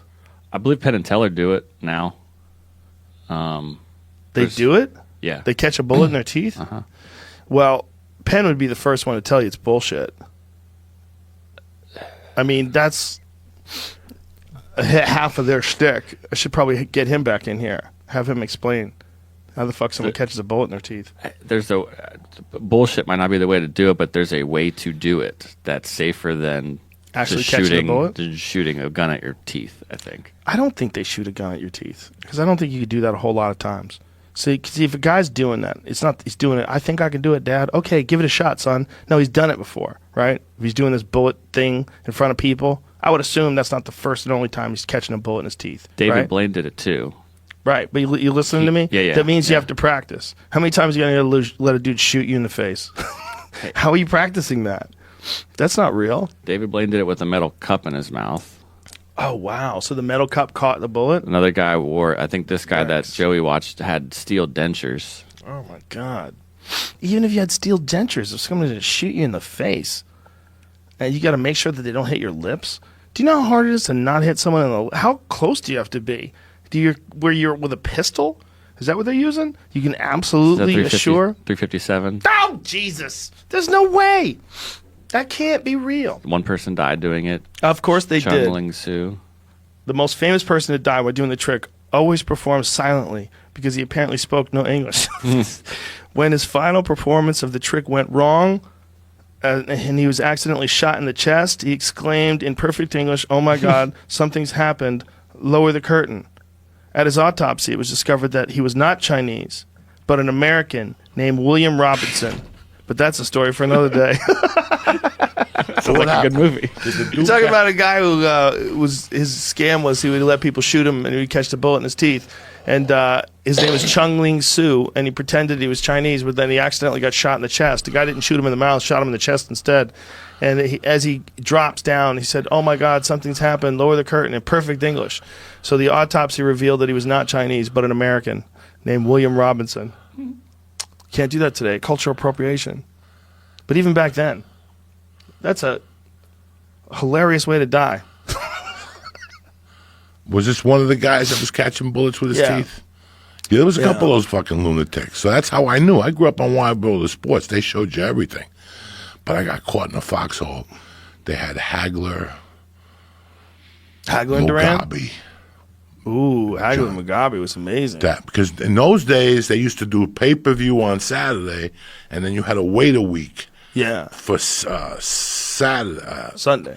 Saturday. Oh, no, next Saturday. The following Saturday would be on Wide World of Sports if you could hold on. But I still remember, dog, being a fucking kid on a Saturday and watching Dun Kung Kim and Mancini kick the fuck out of each other. Because that was live on Was it ABC? Barbell Sports? Absolutely. Yeah.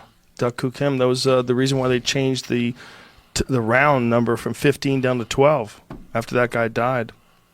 Where was that again? This was in Caesars. Oh, yeah, Las Vegas, Nevada. It looks like it's outside, doesn't it? Yeah, it is outside. It's outside. Wow, yeah, I still remember crazy. this. That's crazy. Tim Ryan, you handsome This had to fella. be January or February of '83.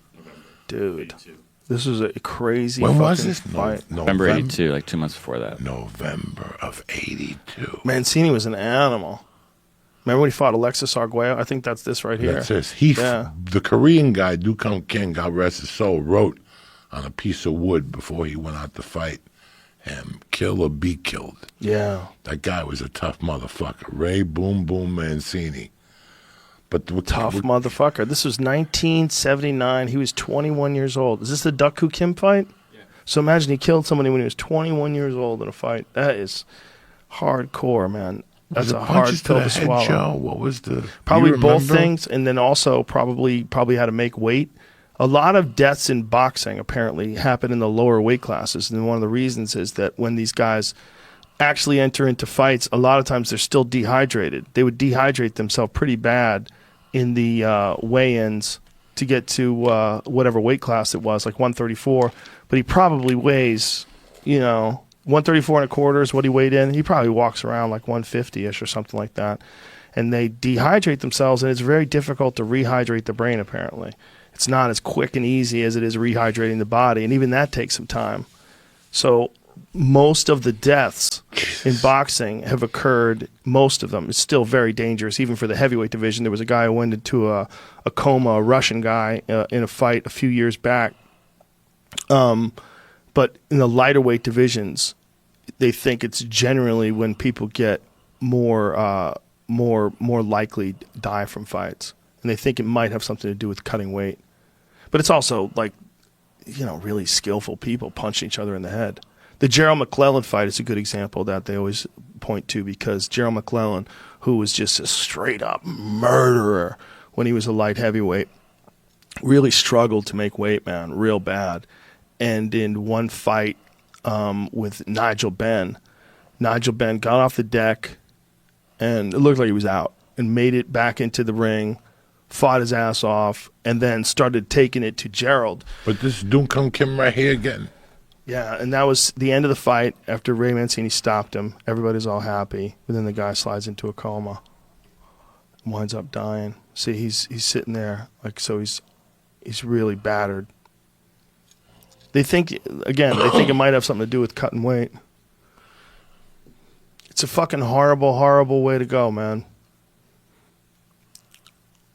But kill or be killed. That's what he signed up for. That's what he wrote before he went out there to fight him. I mean, and he fought that way, too. You know what I saw recently? There's one of the wildest fights. Roberto Duran and Sugar Ray Leonard won. Holy shit. Is it wild? Oh, my God. That's I just the one watched from it again the Toronto, other day. right? I think. Yeah. Toronto was the first one. Louisiana was the second one. Montreal. Montreal, yeah. That's a good one. That's Montreal really was the first one? Yeah. God that's damn a really good one. God damn, it was good. That's a really good one. It was crazy. There's some crazy Papina Cuevas. There's some crazy fights on there. These guys were so fast. Both Leonard and Duran were so fast back then. And Leonard was he was America's darling, Olympic gold medalist, handsome, sweetheart of a guy. And Roberto Duran was a straight-up savage who was sponsored by a cigarette company. Look at that. He's got a cigarette company logo on his back. That was a cigarette company, wasn't it? Looks like Marlboro Red. I think he had a cigarette company sponsor him. Either way, maybe it was just a design. He was a monster, and he just jumped on top of Sugar Ray Leonard and wouldn't let him breathe. And Sugar Ray decided to try to fight his fight. Squared up a little to the fight. Sugar Ray just decided to try to engage him, like up close, like this. So they fought these kind of fights, like this, in the clinch. Total fucking chaos kind of fighting, which favors Duran. Duran was just a relentless, mauling animal. Yeah. He loved that shit. So, but see how he's like wrestling with him and fucking underhooking him and pushing him against the ring, staying in his face. He's not giving him any chance to move. And in the rematch, obviously Sugar Ray fought a totally different fight and got Roberto Duran to quit. But it was an amazing fight. and historically, like one of the greatest boxing matches ever. Just chaos. As Sugar Ray Leonard taking a chance, and his ego probably got the better of him. Said, "I'm going to beat you at your own game, or try to it." And Duran just stuck to him like glue and just ripped at his body and stayed on him. And then after it's over, Duran still pushed him away. It was like, "Get the fuck away from me!" Like after the fight was over, Duran was still mad at him. Great head movement, man. It was in Montreal. It was in Canada because a couple days before the fight, Duran bumped into Sugar Ray Leonard, and Sugar Ray, being the nice guy that he is, had his wife with him and his kids. And he goes, "Come on, let's go over and say hello to Roberto." And he goes, "Roberto, como esta?" And Roberto's like, "Get the fuck out of my face before I fuck your wife in the ass." He said, "Read the book I gave you. I believe it. Read the book." And it got into Sugar Ray's head so badly that was how he beat him. He said that to him, "I'm going to fuck your wife in the ass." Yeah. Look, he comes running back at him and pushes him. Watch this. Look, get the fuck away from me. Yeah, see that shit? He's an animal. Still screaming at him. Fuck you. Screaming at him. After a war, Duran beat him. Duran was a monster. He was so angry. Look at him. Bro, even after all that fighting, still angry. Look at Mama La Pinga. That's what he's saying. Mama La Pinga, yeah. Fucking savage. He was an intelligent savage. Like a savage technician. His boxing was so beautiful. Duran was like, he just knew how to nullify you, take away all, and put his will on you, man. Animal. All right. And he's still I got to wrap this up, Joey. I got another podcast I got to do. I love you, brother. I love you. Thank you very too. much. I won't see you this week. When am I going to see you again? Tuesday? Tomorrow night? No. I'm going to be at Sam Tripoli's thing tomorrow. Oh, I'll be there. Then I'm going to be at the Improv at 10:30. Oh, yeah, okay. I'll see you then. It's me and you. And then I got Tabernacle next week. Oh, shit. Atlanta. I love that place. Shot. That's why I did the special with you. Oh, shit, That's why I thought Brendan Schaub was going to beat me up. I love you, brother. I love you too, Good man. to see you. Good to see you, Jamie. Make the right choice tonight. Bye, everybody.